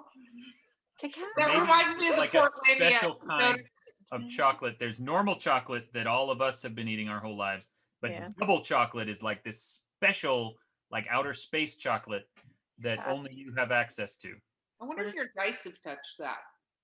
They might have. This says it has two types of coffee in it, though. Mhm. Oh, it does say it has two bitter and imported chocolates. You are right, Dan. There you go. It says on the Two label. chocolates, two coffees. And oatmeal? has- Is that? This is my favorite line, actually. It says it has cinnamon-colored mead that goes forever. It literally says cinnamon-colored mead that goes forever. Wonderful. Okay. Okay. With me today, that reminds me of, actually, we were reading a book yesterday's. I like to dramatically read the little blurbs inside books. She's laughing at me. And one of them was this fantasy-based story, very intense, magic, wielding. And then it literally said, and blah, a gorgeous guy. It literally said a gorgeous guy. And I was like, On the that is book, the best the editor could do. A gorgeous guy. A This gorgeous isn't guy. YA, is it? Okay. Well, It's very I'm important. glad I was able to appear in that book. Yes, yeah, it was. It was like a gorgeous guy. Dan Wells. Whoa, he's in this book. Mhm. How awkward. I'm interviewing him tomorrow. That's weird and yet symbiotic. Okay, Jen, what are you drinking to annoy the audience? Water. Yeah, okay, cool. Oh, Dan, what are all your fans going to drink? I'm also drinking water. You can tell Weird. I've drunk this much so far during the earlier part of the podcast. Yes, the before episodes. Okay. So literary briefs, rapid fire questions. I actually already know this from cyber stalking you, but what is your favorite book of all time? Dune by Frank Herbert. Hands down. Not What the do you love movie, about the miniseries adaptation. Yeah, I'm really excited about the new movie coming out. I was only kind of a fan of the miniseries way back in the 10 years ago or whenever that was. I actually love the 80s movie though, with like Patrick Stewart and everybody in it.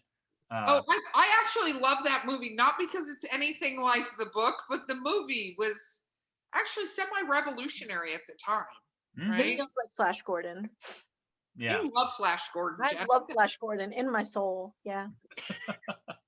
Okay, what is your least favorite book of all time? Oh, that is probably gonna be My Antonia by Willa Cather. That book can just go and die in a hole somewhere. Ethan Frome, A Separate Piece, all that garbage that you're required to read in high school, just absolutely terrible. You know, it's We have interesting. an English because I PhD read, here who's like go ahead. No. I just want to say part of my reason why I don't read horror today and I want happy endings is because I read all of those like tragic books, and I teach literature now, and I have students who are like, can't we read something happy? I was like, if it's not about death and it's not about sex, which is the rest of literature, then no one cares. Like happy endings, we read them, we don't study them. So in life, like I spent so much of my life reading these like tragic horror, Ethan Frome, and everybody dies. Everybody always dies and it's awful. And I was like, I Yeah. just want something light and fluffy where everybody lives. Thank you. Yeah. So Now, and I am like, I am a fan of a lot of classic literature. I both in high school and in college, I did extensive study of Russian literature. I've read everything Dostoevsky ever wrote. I really love all of that. In fact, when I'm Not a Serial Killer was made into a movie, the reason that I initially said yes to that contract was the director wrote me a letter personally, rather than going through my agent. And he wrote me like this 5-page letter talking about how my book reminded him of Russian literature. And I'm like, me too, but no one else has ever said that. And so we bonded over that like love of The Secret Agent or whatever. And that's kind of how we got together. So I do love a lot of kind of big, classy nerd books, just not my Antonia. yeah. No, I have to say, it's not required, at least in Florida high schools anymore. There's not a required reading list. It's just required that you read a book and you do a book report on it. Well, like there's not you have to, there really isn't. It depends on where you go to school. You still read Les Mis, you still read Shakespeare, you read A Tale of Two Cities, you read John Steinbeck. Like the list is still. I can tell you, my now graduated 20-something children did not have to read any of that. You have 20-something children? I know. I look fabulous, don't I? Yes, my son is 24 and my daughter is 22. In their 20s. In their 20s. My daughter is 22 and she's a combat medic in the Army. Nice. So yeah, no, I'm very. That's one thing. If I joke about anything, I'm like, the one thing I managed to accomplish right are as I have 2 brilliant little children. They're not little. My son's 6'5". It's fine. But I read To Kill a Mockingbird in school, and it was one of my favorite books. And Lord of the Flies, I love those books. Some of the books I cannot stand Jane Austen. Everybody who listens to this podcast already fucking knows that I fucking hate Jane Austen. You know, Jane Austen writes better movie treatments than books. And like, I got to give her credit. You know, I think that there is, I always talk about the difference between writing and storytelling, and they're 2 different skills, and some authors are good at both of them and some authors are only good at one of them. I think she's a fantastic storyteller. And I don't necessarily enjoy any of her books, but I friggin' love the movies made from her books. Her Just style. absolutely. She's got dialogue that's really snappy. Mm-hmm. Like she nails it. I know that. That's true. No, and that's true. She writes because all the women fucking do needlepoint. I could give a shit talking about fucking needlepoint ever again. But that's the time period. Okay, you know what? I'm not going to argue with you about this again. Okay? Again, not arguing with you about this. Rapid fire questions. What kind of writer are you? Are you a pantser? Are you a plotter? Are you a plantser? How do you write? I do both. I write extensive outlines, scene by scene, before I start writing. I need to know exactly what's going to happen at every stage. And then I ignore that outline and I write whatever I want. But I have to do the outline first. See, I'm a pantser. I'm like a solid pantser. I will write down little like kind of ideas, not even outlines. Like one sentence, I tease people about this. I have my outline here of the last book I put out actually. And I took it away. But here's an example. This is the follow-up. It's just a list of less than one sentence things on my book because I can't outline because I basically consider it a waste of time. Jen, on the other hand, you made me outline and it helped. So you were like, every author has their own style, right, and their own needs, and it's not so much that there are 2 kinds of writers. There's a full spectrum from one end to the other, and we all just sit somewhere in it. And it's every story too has Yeah. develops differently. So I have a question. How do you write? Are you on your phone? Are you on the computer? Do you Are longhand? you BlackBerrying your story? What's your method? I write pretty much everything on this device right here, this iPad, using this old broken Bluetooth keyboard. Are you kidding me? There you go. See, but I'm missing Walmart. Thank you. a function key. Yeah. Everything. And I now have I hate writing on laptops because I hate laptop keyboards, which is funny because they're not necessarily any better than this, but I just hate them. But I finally have I've rearranged my entire desk because I had like massive shoulder problems that were caused by bad posture. So I now have like a standing desk that can go up and down, and I have a separate ergonomic keyboard and all this stuff. And I still end up going back to that stupid little Bluetooth thing in my iPad. And follow up, when do you write? Do you write? Are you a morning person? Do you devote certain hours? Do you wait till you're inspired? Are you alone? Do you play music? What's your that's a very good question. Like 10 questions at the same time. I was way too far into my career before I decided to pay close attention to when I get my best writing done. But now that I have, I because I am full-time as a writer, I have the luxury of figuring that out. And I've realized that if I write in the afternoon, if I'm able to sit down from 2 to about 7, that is the absolute golden hour for me. And I can get as much writing done in that block as I could trying to do the entire day. And so I will spend the mornings doing other stuff. Maybe that's the day for revision or editing or business emails or something like that. And then the afternoon is writing. And I usually don't get the full block from 2 to 7. It's more likely going to be 2 to 5. But that's when I write, and that's when I get the best work done. And how many words per hour do you do on average? Well, there are two answers to that question. Because what I have found is that if I work all day straight through, I can usually get about 2,000, maybe 2,500 words written. If I stop and play video games for an hour or two in the middle of the day, I can get 4,000 or 5,000 words written. Okay. So it's What inspiring. do you like to play? Currently, I'm in the middle of Borderlands on the downloadable content. I'm in Creek's Brain. For those that watch Borderlands 3, they know what I'm talking about. What video games do you play? Also, I started playing the new Baldur's Gate. Ooh, is it good? Yeah, it is actually. I'm actually impressed with how they did it and how they actually made the skills work. When they say you can do X, they actually applied that. Because I hate it when video games are like, you have this skill, but then nothing really fucking changes for anybody, right? Yeah. But yeah, it's actually pretty good. That's good. I loved the old ones, and this one looks cool. I haven't pulled the trigger on it yet, though. I'm really looking forward to Cyberpunk, assuming it ever comes out. And I want to try Baldur's Gate 3. But for the most part right now, I am super into esports. So I play a lot of League of Legends. I play Teamfight Tactics. I play Overwatch. I am more of a watcher of those games than a player of those games. The nerd who got up at 4 a.m. to watch the League of Legends World Championships in China a couple of weeks ago. So that's me. I also am a huge Star Trek nerd. And so I play Star Trek Online. I just bought Star Trek Bridge Crew because I think it looks awesome, but it is required. You need friends who also have this weird, obscure game to play it with you. So I don't have anyone to play it with. But well, it's interesting. I played the original Star Trek role-playing game. I was not a huge fan because I felt like it was not set up really correctly for adventures. Star Wars is better. What? The Star Wars RPG was better.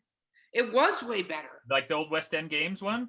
That's a fantastic RPG. I love that one. Although Jedi, they unbalanced a little bit. You're just mad because you never played the other side. I didn't. Played the other side. She didn't play the other side. She was always like, I'm going to be a goody two-shoes. My favorite part, though, is the first introduction of her character. She fumbled and fell off a stage. So it was pretty awesome. Fine. And she wonders why nobody listens to her. So were you a big player of the old games like Gauntlet and stuff like that? Are you a huge fan of those? Forgotten Realms? Gauntlet, I played Gauntlet, but not as much as people who played it a lot. I mean, we had a Nintendo back when that was the thing. And I played a lot of Tetris and I played a lot of Final Fantasy. But in general, I have never really been a console gamer. I'm all PC. So World of a lot of Warcraft. that older stuff, even by the time I got to junior high, I was mostly done because my grandma got us that Nintendo, and then my parents could never afford to get the later generations of the current game systems. So I just never stayed up with them. So did you play World of Warcraft? Yeah, when that came out, the thing is, I got married much younger than most of my friends, and so when they were all playing World of Warcraft or Diablo 2 or whatever for hours a night every day of the week, I would start with them, and we'd be like, "Okay, we're gonna play World of Warcraft, level 1 characters, go!" And then we would play for 4 hours that night, and it would be great. And then I wouldn't be able to play again until the following weekend, at which point, Brandon Sanderson has already got like a level 35 character, and I can't play with him anymore. So that was my experience with WoW. No, I understand. Out leveled by my single friends. Yeah, I played EverQuest when it was still in beta. I sold many EverQuest characters. I was that person where I sold my characters really? online. I was that nerd. Nice. Yeah, Okay. I didn't get into EverQuest, but I play Guild Wars 2 all the time. That's my MMO of choice, is Guild Wars 2. What's your favorite Star Trek movie? Galaxy Quest. That is my favorite Star Trek movie. Oh my gosh. I love that movie. Oh, so obsessed with that movie. Galaxy Quest, Undiscovered Country, Wrath of Khan. I don't know what I would put next. Maybe First Contact. Your 2 and 3, I flipped the other way, but yes, I agree with you. Wrath of Khan is just, what is Ricardo Montalban? I'm like, yeah, you can't, and I mean the old Wrath of Khan, not the new, whatever they called the Wrath of Khan. Oh, that one was so bad. Star Trek Into Darkness. That's the worst Star Trek movie. That's worse than motion picture, in my opinion. But the third one, Star Trek Beyond, that's a top 5 for me. Easy. I'd probably put it at number 5 right after First Contact. So you play role-playing games, and then we're going to go back to writing. What is your favorite character to play in, say, D&D? Like character class? Yeah. I don't know. Are you ranged or melee? What do you? I am a pet class guy, so either a druid or a ranger. Whenever I play D&D, I will be whichever one gives me a pet. Okay. See, I'm a rogue. Understandably, because that means I get to stab people in the back.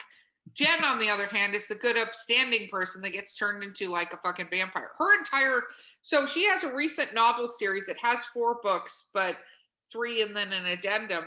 Is based on a role-playing game that we did. Jen? That I played with you, and we used to do pool effects. I don't know if that's probably our house term, but you rolled a percentile and you would get a random quirk. And my character rolled vampirism. So that's where the whole story came from. I was like, that's cool. So yeah, so she wrote 4 books about it, and then I was reading the book, and I'm reading this one character. It's an elven cleric, and I'm like, she's a bitch. She is such a bitch. I'm like reading it, and then I'm like, wait a minute, is this fucking me? Is this me? And she's like, yeah. And then I was like, oh, this is actually accurate. This fucking sucks. I am a big proponent of using role-playing games to come up with stories. And so adapting one into a book, I think is fantastic. I'm running a Dresden Files game right now that I would love to, file off all the Dresden-esque serial numbers and do my own urban fantasy, just because the plot that we've got going is so great. So when you say you'd love to do it, why don't you just do it? You're a writer. You're brilliant. Let's do it. I got too many ideas. That's the problem. I need to write all this other stuff first. So Val is laughing in the background. So this is what I told her. When we started the publishing company, one of the problems Val had is she would get, I called it shiny objected. She would go down these paths because she'd have all these ideas. Mm-hmm. And I literally told her, I'm like, okay, pull up Google Sheets, make a sheet right now. Here are the categories on the top, like name, concept, all these things. And I said, every time you get one of these brilliant ideas, I want you to go write it on the fucking sheet and finish what you're doing. Yeah. I'm the taskmaster of the group in case that doesn't Good. become Because you have to do that. You can't just chase every new exciting shiny thing or you'll never finish anything. See, Val. And that was my point. So she'll come to me and she'll be like, I have this thing. I'm like, did you put it on the sheet? Because I don't want to hear about it. Put it on the fucking sheet. She did it this morning to me. I did it this morning to her. She's like, I have this idea. And I'm like, I don't give a shit. Put it on the sheet. Finish your damn story. Nobody's interested. Okay, so when you Jen kind of asked, but do you listen to music? Like Jen loves to pull up the like 8 hours of epic fantasy music from Lord of the Rings or other crap that she likes to listen to. Do you listen to music? Does it need to be quiet? How does it go for you? It depends on what I'm writing. I will try to pick music that is appropriate to the story I'm telling. And back when I was writing the serial killer novels, I would actually curate specific playlists and specific theme songs. Like I can still tell you the theme song of all 6 John Cleaver books. And I don't do that anymore, but I will, kind of choose a genre and say, okay, while I'm writing this, I am going to listen to this kind of music just to get myself into the right headspace. For the most part, those don't have words or they don't have words that I understand. So like when I wrote my cyberpunk series, that was all K-pop. And so I don't know what they're saying. And so it doesn't matter that there's words. But if there are words that I know, like in a language I speak, then it distracts me from my writing. Well, so have you published these? The playlists? Yeah. Sometimes. So for example, with Partials, which was my YA dystopia, one of the kind of minor side notes in that book is that it's post-apocalyptic. And so they, one of the things they find as they go around kind of scavenging for supplies are old music players, iPods and stuff. And they listen to them and they, like in my head, they were all monogrammed or they were all labeled or something. Like they knew who they belonged to. And so they aren't listening to an album and they're not listening to a generic playlist. They're listening to a person as expressed through music. And that was just kind of thrown in as a fun detail of how would these people, they've got a big basket full of iPods that they just plug in and play someone's personal library. And that, for whatever reason, really fired up a lot of imaginations. And so fans loved it. And the publisher did like a giveaway where they had a iPod that I would put, I think it was 12 or 15 songs on that were like, this is me as expressed musically installed onto this iPod, and then you can win it in a thing. And so that's the only playlist I've put out. But I have absolutely in interviews and stuff talked about the theme songs. Do you want to hear the theme songs? Oh, yes, because I actually want you to Spotify this playlist for the I'm Not a Serial Killer. I'm just saying that I may continue to run into you talking about this, but go ahead and do it. Okay, yeah. No pressure. I actually did put together a serial killer playlist at some point. But I Am Not a Serial Killer.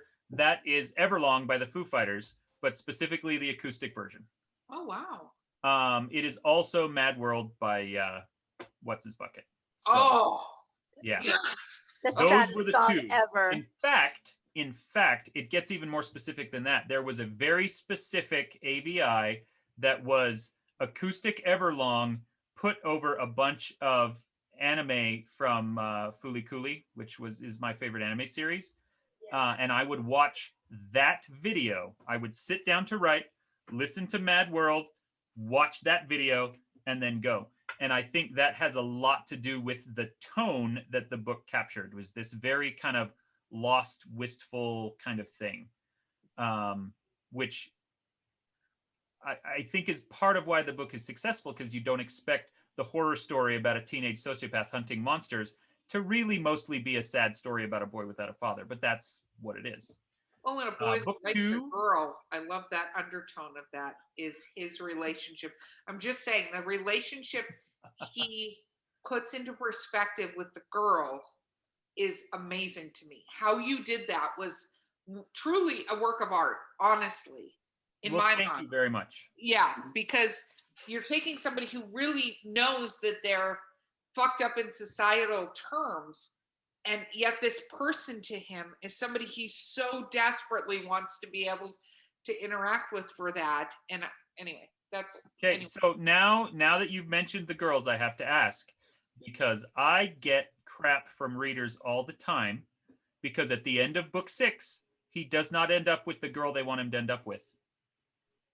I think that's So- actually, I thought it was, me personally, and I'm that fan, I thought it was brilliant because there is a barrier. Like, he has this desperation, he has this love of this. I love the last book where he's interacting with all the personalities, and he has to realize he's interacting with the different personalities. Like, well, I shouldn't say personalities, the different people, not giving more than that away. Hopefully. And I love, because his character, and this is what I think is truly, like, this is why I enjoy the Hunger Games too. Katniss is broken. I actually hate her as a character. I do not enjoy her as a character. I've talked about this, but I love her as a character because she's so fucked up. She's just fucked up. And your lead character has that too, is he's messed up. He can't quite get to that level in my mind. This is a fan mind, right? Nerd mind. That he can completely function. He can't completely function. Like, I love how you describe how he's trying to analyze how to approach situations, because you can tell he's like, this is not going to go well. This is not going to go well when I go to do this. So there are these things like, what would a normal person do? Let me pull up the checklist, go down the checklist of the things a normal person would do to get through this situation. And I think that's what makes him a little different than, you know, all of your sociopathic fans, is that he's very aware that he's this bad, and he's trying to do these social norms and not go down the path that you can go down if you're a sociopath, right? And I love that. I love that he didn't, because again, I'm also a huge fan of, it doesn't always tie up with a fucking bow. Like, it just doesn't. Yeah. Well, good. I'm glad to hear that. Like, book 5, and again, we'll leave spoilers out of this, but the entire point of book 5 is to say, look, he would be so bad if they got together. This should never happen. This can't happen. He has to say goodbye. And then book 6 is about other things and other people, and everyone's like, what? And it's because people want that bow tied on it. Just because he's known her forever doesn't mean that they would be good for each other or that they need to get together in the end. So, no, I actually thought that was truly brilliant, because to your point, I think he's in love with the idea of it, but the practicality doesn't work because he can't function that way. He can't function for long relationships because he constantly, you have to be an actor almost to function in these relationships, and that doesn't have any sustainability. Yeah. Anyway, Awesome. Okay. soundtrack. Continue. Book 2. Okay. Book 2. Shoot. Now I can't remember what book 2 was. Music. Book 3. Book 3, there is a Bob Dylan song called Don't Think Twice. And Kesha, of all people, kind of dance floor pop Kesha, she did an acoustic version of that, which she recorded in a hotel room. And by the end of it, she is sobbing. And it is the absolute perfect song for book 3. So Don't Think Twice by Kesha.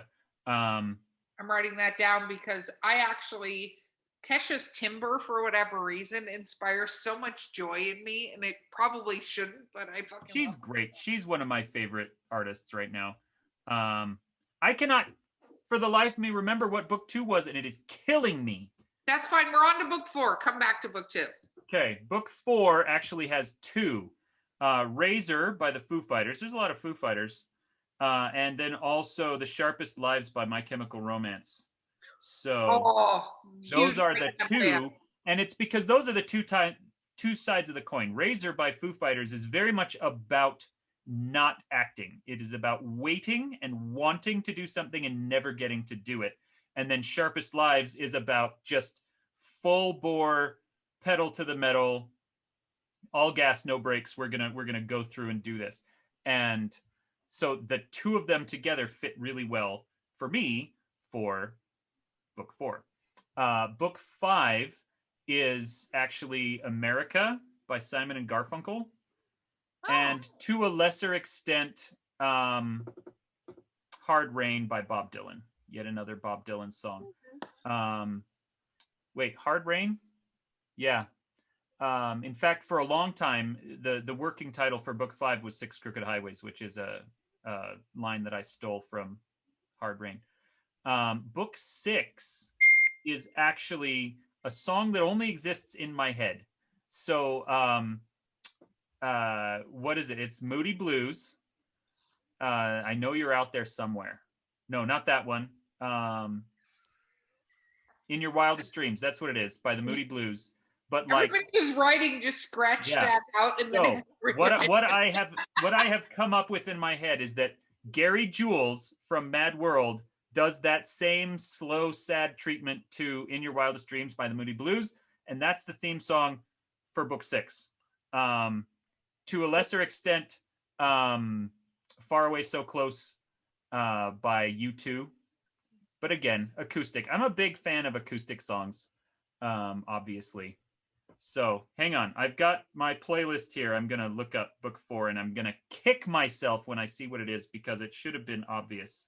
And I'm going to post these. Will you promise me to post these because I want to reference it on this show?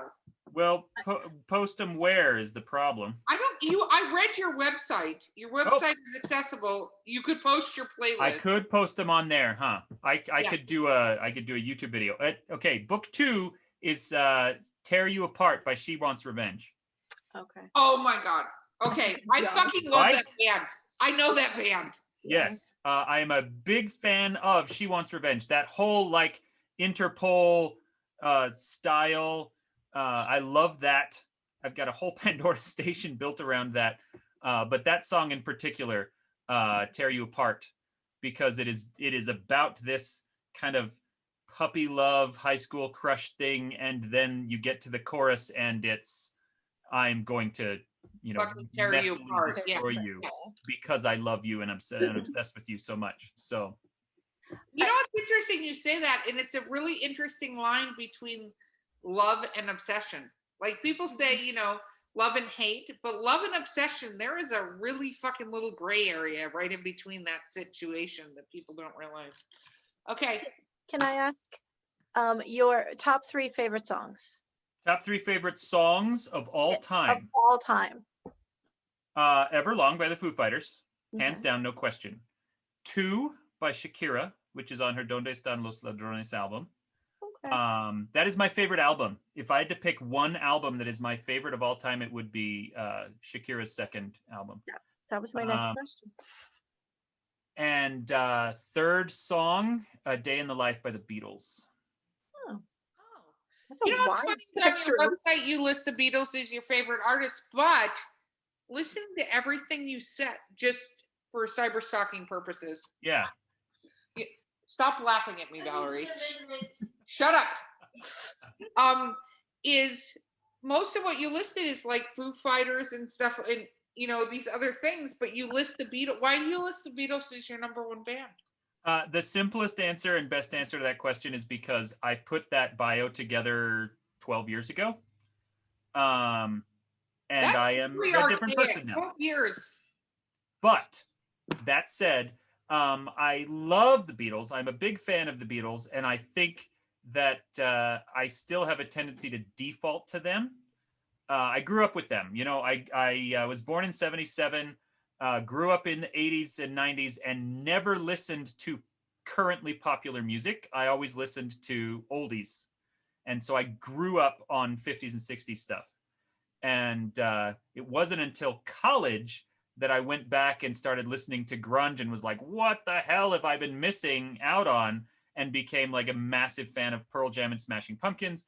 If I had to pick a favorite band working today, it would be Silver Sun Pickups, who are definitely in that same descended from Smashing Pumpkins kind of thing. But at the same time, I listen to K-pop so much. And I could talk about K-pop for the next hour if you want. I'm a huge fan of Mamamoo. I'm gonna hard pass on that because unlike Val, Jen, and Vanessa, all the people you've introduced their co-hosts of the show, not a fan. Well, you're missing out. And I'm sure I'm missing horrible things, but it's funny you say these bands because me and Jen were talking last night as we started this writers retreat. Me and Jen for about, I want to say 5 years, Jen, we went to so many fucking concerts and we saw the Silver Sun Pickups. We saw all the bands you mentioned. They are so good live. Yes. And to me, it's always impressive because I also grew up, I was born in 1973. I actually was at the Chinese Man Theater for opening day of Star Wars. Oh, wow. I was 3 years old. I had a little ladybug dress on. I have pictures of it. And I remember because the Chinese Man Theater was very like old school theater, big curtains that were drawn aside, like the whole 9 yards. And I remember the music starting. I also remember Chewbacca, R2-D2, C-3PO. They had all these stars out there because nobody fucking understood this movie. Like it came out and everybody's like, oh my God, Star Wars. I'm like, no, you don't understand. When it debuted, everybody was like, what the fuck are you talking about? Mm-hmm. Like nobody understood this movie at all. All these people were out there and you could interact with them. It's Seven Samurai in space. Yeah. But I'm just saying, like, nobody kind of got the concept of it when it was initially released. Everybody treats it like it was this big deal, and it wasn't a big deal. A lot of people in the industry were like, what? There was, who was I reading yesterday making a big case for the how the extended universe and this kind of small group of core fans that kept producing Star Wars fiction is what made Star Wars into the big cultural thing that it is today. Because you're right, we had those 3 movies, boom, boom, boom, and they were big, but then they started to fall apart. Kenner gave up the merchandise license for the action figures in like 86 because it was not making any money. Nobody cared about Star Wars for a long time. And it was the fiction, the tie-in writers, the Alan Dean Fosters and the Kevin J. Andersons that kept it alive. Mm-hmm. They did. Everybody laughs, but the Christmas specials, they showed up on all these shows trying to be this cool, it's so fucking horrible when you watch it stuff. And it's interesting because, I was born in 1973. I remember all of this stuff. I remember, like, because, now being a nerd is like this epically cool thing. Like, everybody's a nerd and you're cool if you're a nerd. And I was like, we have street cred because we were a nerd when we were shoved into fucking lockers. Like when it wasn't a cool thing to be a nerd, when we knew all of the Star Trek episodes and could, can you form some rudimentary lave? And we knew what they were talking about. People, like, I remember my boyfriend saw that and I'm like, do you understand what that is? And he's like, no. And I'm like, let me explain this episode. And then explaining it, I felt even dumber than I did to begin with. So nerd stuff has that effect. It's interesting now that Star Wars and the Mandalorian and all of that stuff is so huge in the world for all of us that were like, this was like our bread and butter at the time. It was. I'm recording a podcast. Just FYI. Yes, I can hear you out loud. Yeah, person in the background. Yeah, Val. I was like, can you guys be quiet for 2 hours? And they're like, yeah, I got this. Apparently easy. I do, since we're talking about street cred, okay. I need to throw in that I also saw, not at the Man Theater, but I did see Star Wars first run, 77, in the theater. I was like 3 months old, but they did take me in, and I did see it. That counts. Yeah. Because apparently I hated R2-D2 and they kept having to take me out into the lobby because the beeps would freak me out. But I saw Jedi in the theater with my father, who started yelling at the end that the Emperor should throw him in the water.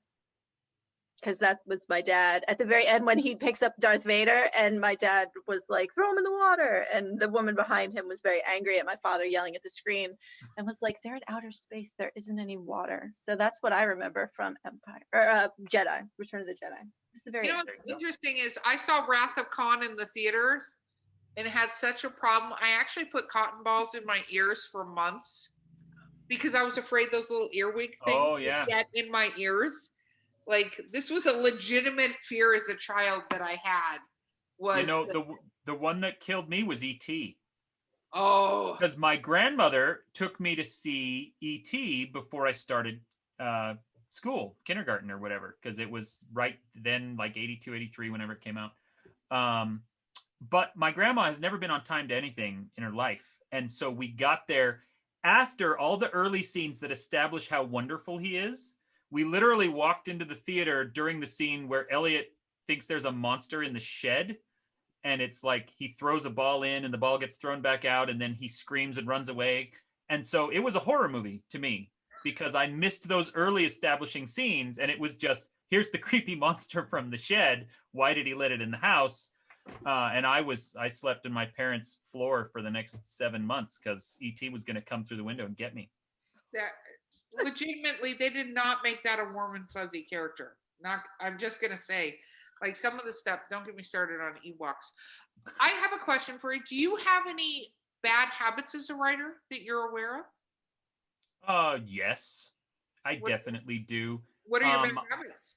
I have a strong tendency to make most of my characters have my vocabulary, and I have to go back through and revision and change it and kind of so that different characters talk in different ways because it's very easy to just fall into my voice. In a similar vein, the funny character, quote unquote, of every book has my sense of humor, and I have to change that and make it different so that not every book sounds like, oh, this is just Dan telling jokes. It needs to sound like Marcus telling jokes or whoever it is. So, it's interesting because I think as I talk to more and more writers on the podcast, I find that I feel like a lot of times our quirks evolve into new quirks. Like, you become aware of the first quirk and you're like, okay, I'm going to stop doing that. And then you do something totally new and different that the editor is like, are you drunk? Which is yes for me most of the time. But, one quirk that I finally grew out of, for a long time, the villain characters in every book that I would write would be like a 50 or 60-year-old woman who was very skinny and very mean to everyone. And after I'd done that 3 times, I stopped and said, why? I asked my wife, well, why am I doing this? And she's like, because you hated that boss at your old job. And I'm like, oh yeah, you're right. I've just put her into 3 different books without realizing that I was doing it. So you need to go back and change the dedication of those books. I need to take out the, any similarity to persons living or dead is completely coincidental. And just be like, any similarity to persons are dead except for this particular character is completely coincidental. Oh my gosh, that's amazing. Okay. Rapid fire. Jen, do you have another rapid fire question? I think I nailed mine. You nailed yours. I nailed mine. You already know I don't have any more. I had 3 and I'm lucky to get past 3 on any situation. You didn't ask him advice for other writers. Oh, I didn't ask that. Dan, Mr. Yes. Wells, if we're going to be formal, what is advice you have for other writers? What advice? I typically give 3 pieces of advice. Here they are. Number 1, go listen to my podcast because anything I could say here, I've already said more intelligently on that show. So there you go. I agree with you. And Vanessa in the background was like, preach. So that's fine. Okay, that happened. Number 2, you have to write and then you have to stop writing. Don't just endlessly revise something, which leads us into number 3. And I think this is the most important one. Allow yourself to write a bad book or a bad short story or a bad poem or whatever it is that you're writing, especially if this is the first thing you've ever done. But even later on, we have this weird tendency in the fiction writing community to expect our first effort to be perfect. And that's because we've been reading books all our lives, and we're like, I am going to write something as good as The Lord of the Rings, or as good as The Hero and the Crown. Whatever book it is that got you excited about writing, you want to recreate that experience for other people. And you're not going to on your first time. It's never going to happen. And we have a couple of really big counterexamples like J.K. Rowling or Christopher Paolini. And if your plan is to emulate their success, you literally have a better chance of winning the lottery. So you have to allow yourself to write a bad book. You have to give up this preciousness that keeps you endlessly revising something and say, you know what, I'm going to write this and it's going to be bad. And that's okay, because your first book isn't going to sell. I'll tell you right now, your first book is terrible. Probably your second, third books are also terrible. For me, it took 6 before I finally wrote something good. And that's fine, because the job of the first book is not to sell. That first book's job is to teach you how to write your second book. And then your second book will teach you how to write your third book. And, you know, I like to compare this to Ender's Game. When you remember the battle school in Ender's Game, and how they were all so steeped in perfection and competition until finally towards the end, Bean stands up in the cafeteria and he says, this is killing us. We have to give up this obsession with doing perfect games and planning perfect strategies, because it's stagnating us. We need to just allow ourselves to lose and try new stupid things. And so that's what I want you to do. Allow yourself to write a bad book. Try something you've never tried before. Do something that you know is going to fail, but you will learn from that experience. And that is what's going to help you down the line to get better and better, and to know more and more about your own writing style and about your own skills. I love that, because Ender's Game is actually my favorite book of all time. There you go.